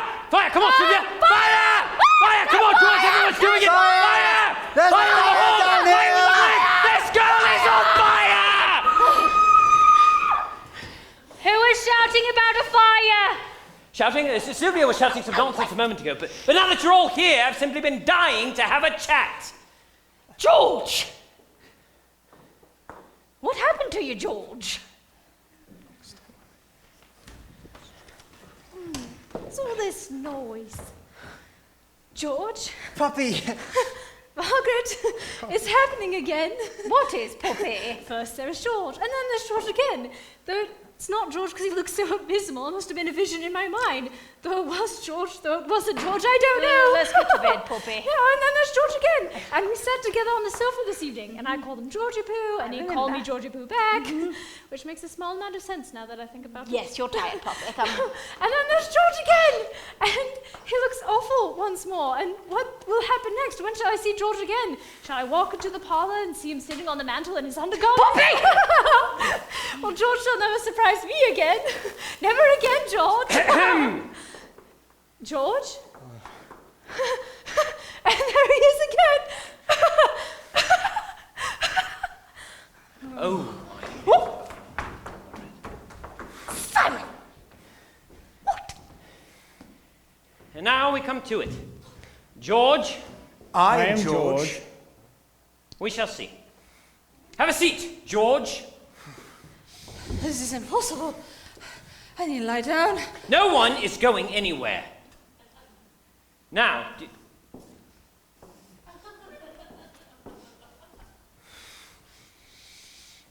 do you desire to prove your true identity? Yes. Then, have a drink. Have a drink, George.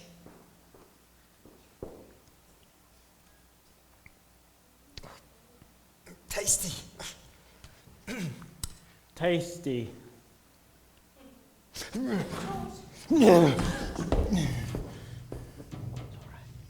Sing, little mockingbird. Sing, mockingbird. Sing, sing, sing. Sing, little mockingbird. Sing, sing, sing. Sing, mockingbird. Sing, sing, sing.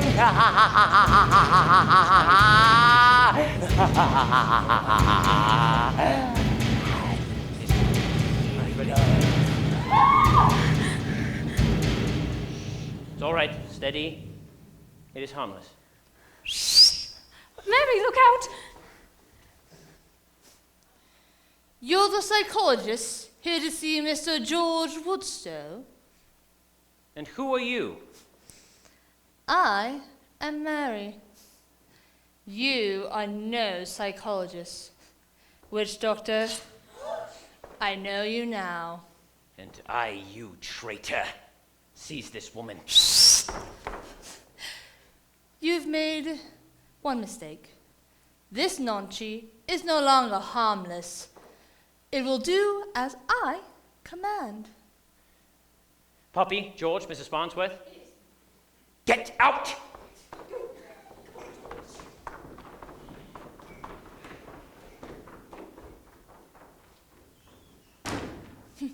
So... Simply grab the wing! Grab the wing! Grab them! Ah!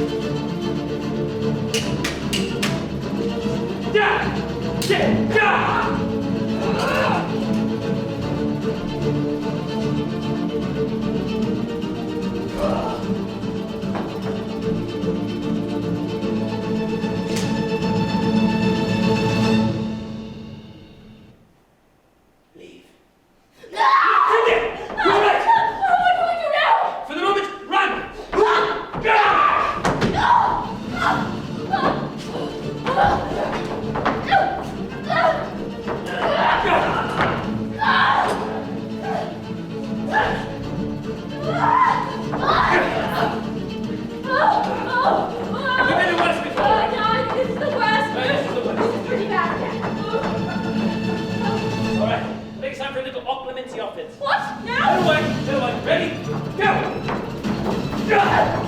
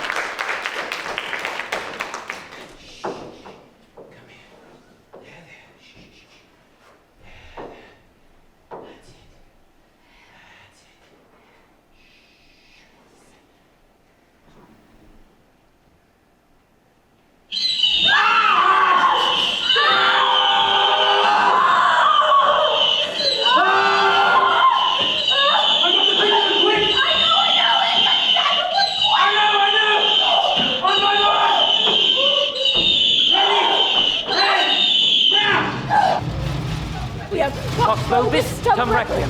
Pax vobis, tum requiem. Pax vobis, Tum requiem. You will only damage it further! You've abused it for far too long! Let it go, Mary! I cannot!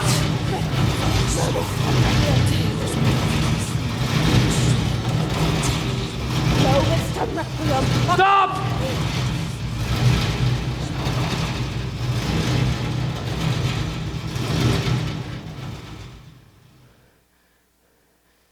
Take the Beharit and leave. No, Simon, we... Be gone.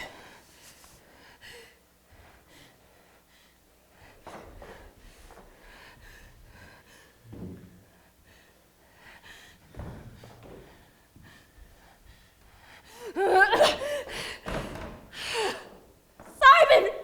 We would have won! We almost had her!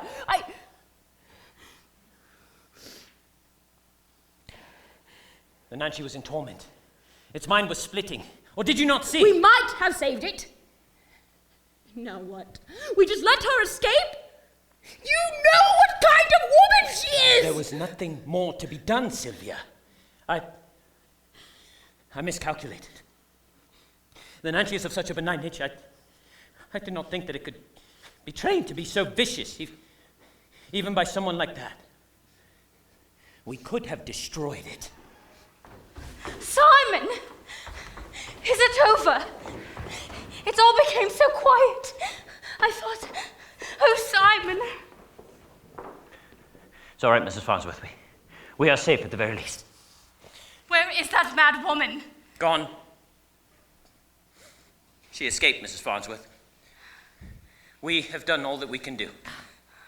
Who was she? What did she want? She is that which I despise most in this world. A witch doctor gone rogue.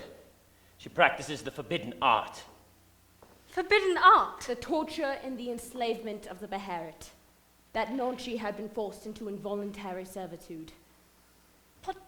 What business does she have with Poppy and George? We're about to find out. I do not think she was working alone. Do you remember, Simon? How could I forget? Poppy, if you would, call the butler. Alfred, come here, please.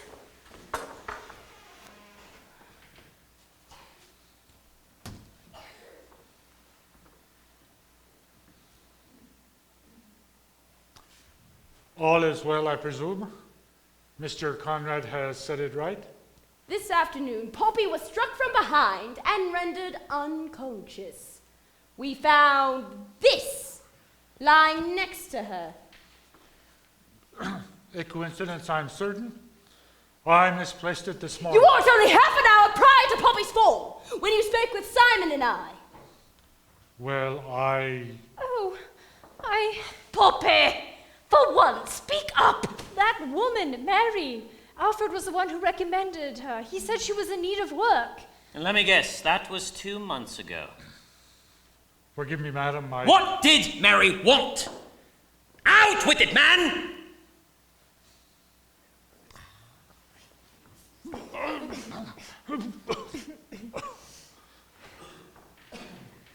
What did Mary want? Poppy's family is very well to do. Mary thought to disguise her demon as Mr. George Woodstow until the wedding. He would then receive a magnificent inheritance. She promised you a large portion in return, I presume.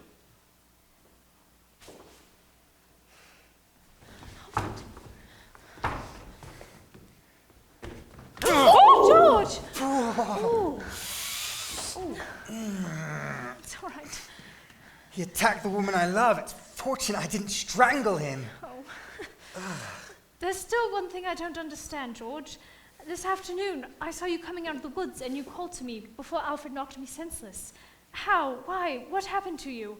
Or have I really started to become loony? Oh, no, not at all, my love.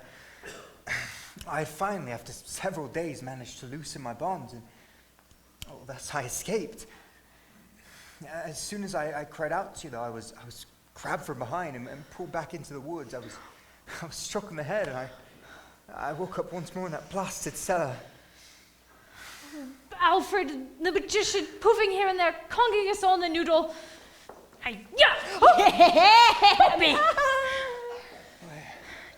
I don't think it was Alfred who hit me. It could not have gotten to the both of us so quickly. I believe that woman, Mary, must have been hiding in the trees behind. She'd probably come to check on me, as she often did. It was rotten timing for an escape. Oh, should I apologize? I'm sorry, Alfred. No. It was well deserved. Besides, I like you this way. Oh. I think that's enough, my love. We should probably summon the authorities. You're right. Okay. Well, it is good to see that Poppy is back to normal. That's good.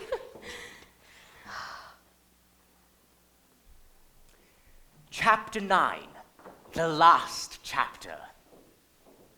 The kiss. It had been 3 days since the events surrounding Mary and the Nonchi had transpired, and things slowly began to return to normal.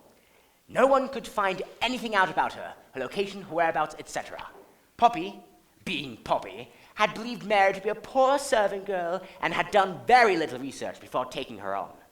And so it was, with heavy hearts, that Simon and Sylvia made preparations to leave Miss Farnsworth's.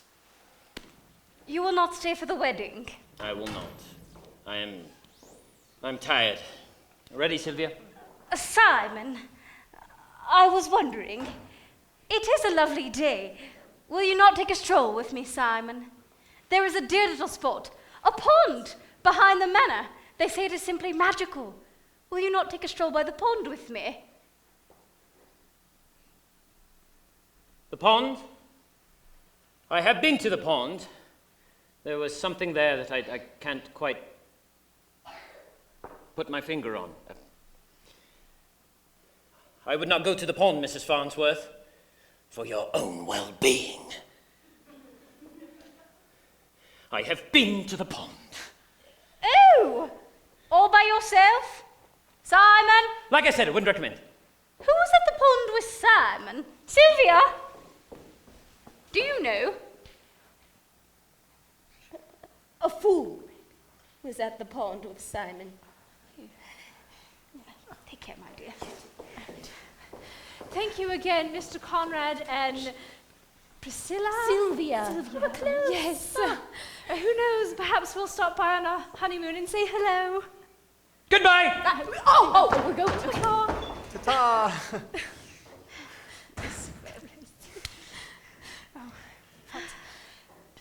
Do you care to take a stroll with me, darling? It's been so long. Remember we carved our name on that tree? Anything for you, darling.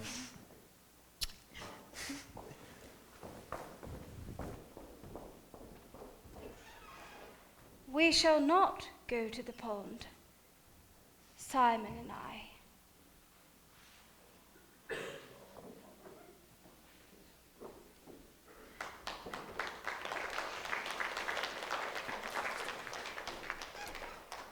Hello again. It had been several weeks since the events surrounding the marriage of George and Poppy had transpired, and Simon and Sylvia found themselves busy with their work once more. The shock of their final encounter with the mysterious woman called Mary had begun to wear thin. Do you hear that?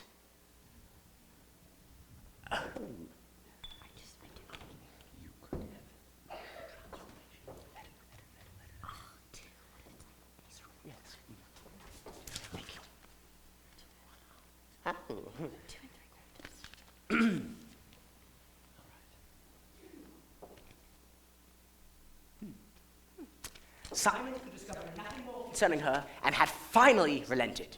He was certain she would make a reappearance, and when she did, he would be ready. In the meantime, as nature would have it, things began to return to normal. Wait, what's that again?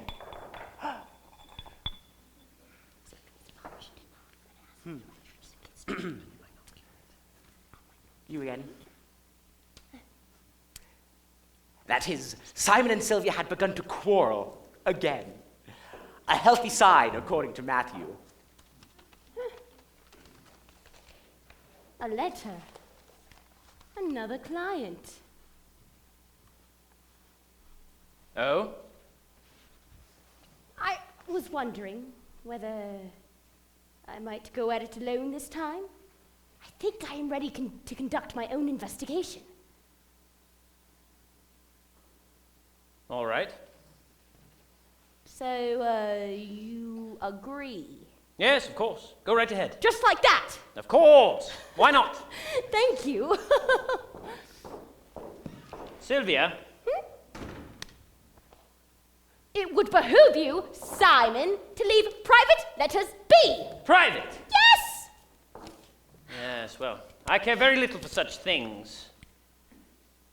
Who was he, anyway? Sorry? The man, or child more likely, who has written the letter. He is no one. And he is not a child. He sounds like a child. The way he writes. Ooh. How do you know him? We're old friends. We grew up together. He began writing to me, what, a few weeks ago? A few weeks? What is wrong with that? Is it so surprising that a man should write to me? No, a little. Well, it is your fault anyway. What's that? And what's more puzzling, Mrs. Farnsworth has written to me. Again.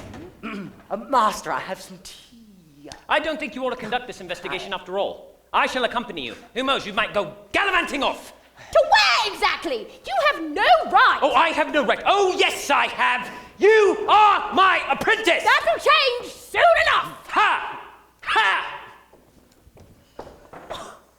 Oh, just you wait. One day, I'll be my own master. Oh. Oh. Oh.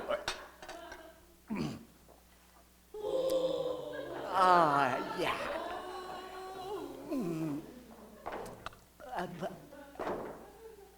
Tea. Tea. No. Shall I just pack my things then? Simon? Master. Here, let's trade. Here. Oh!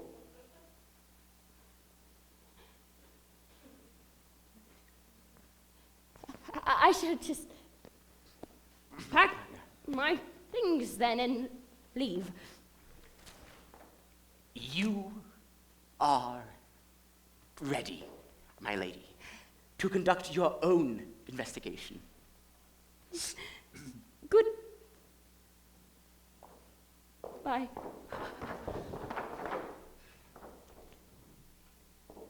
Yeah.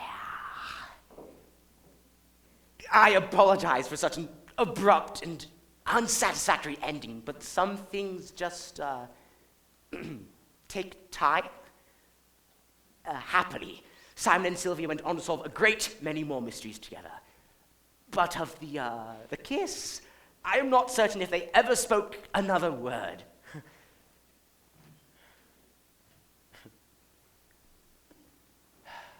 Oh, Simon.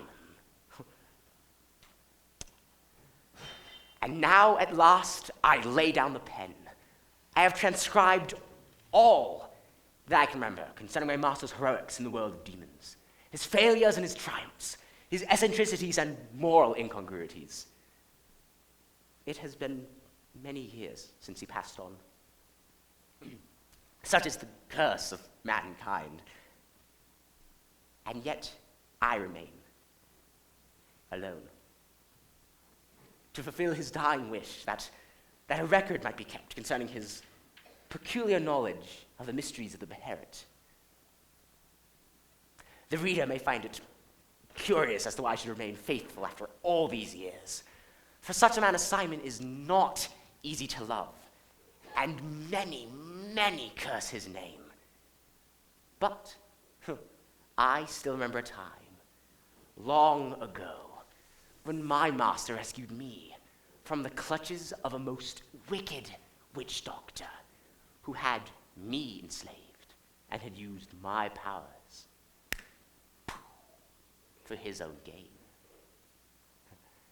Say what you will of Simon Bilius Conrad, At Judgment Day, I shall testify on his behalf.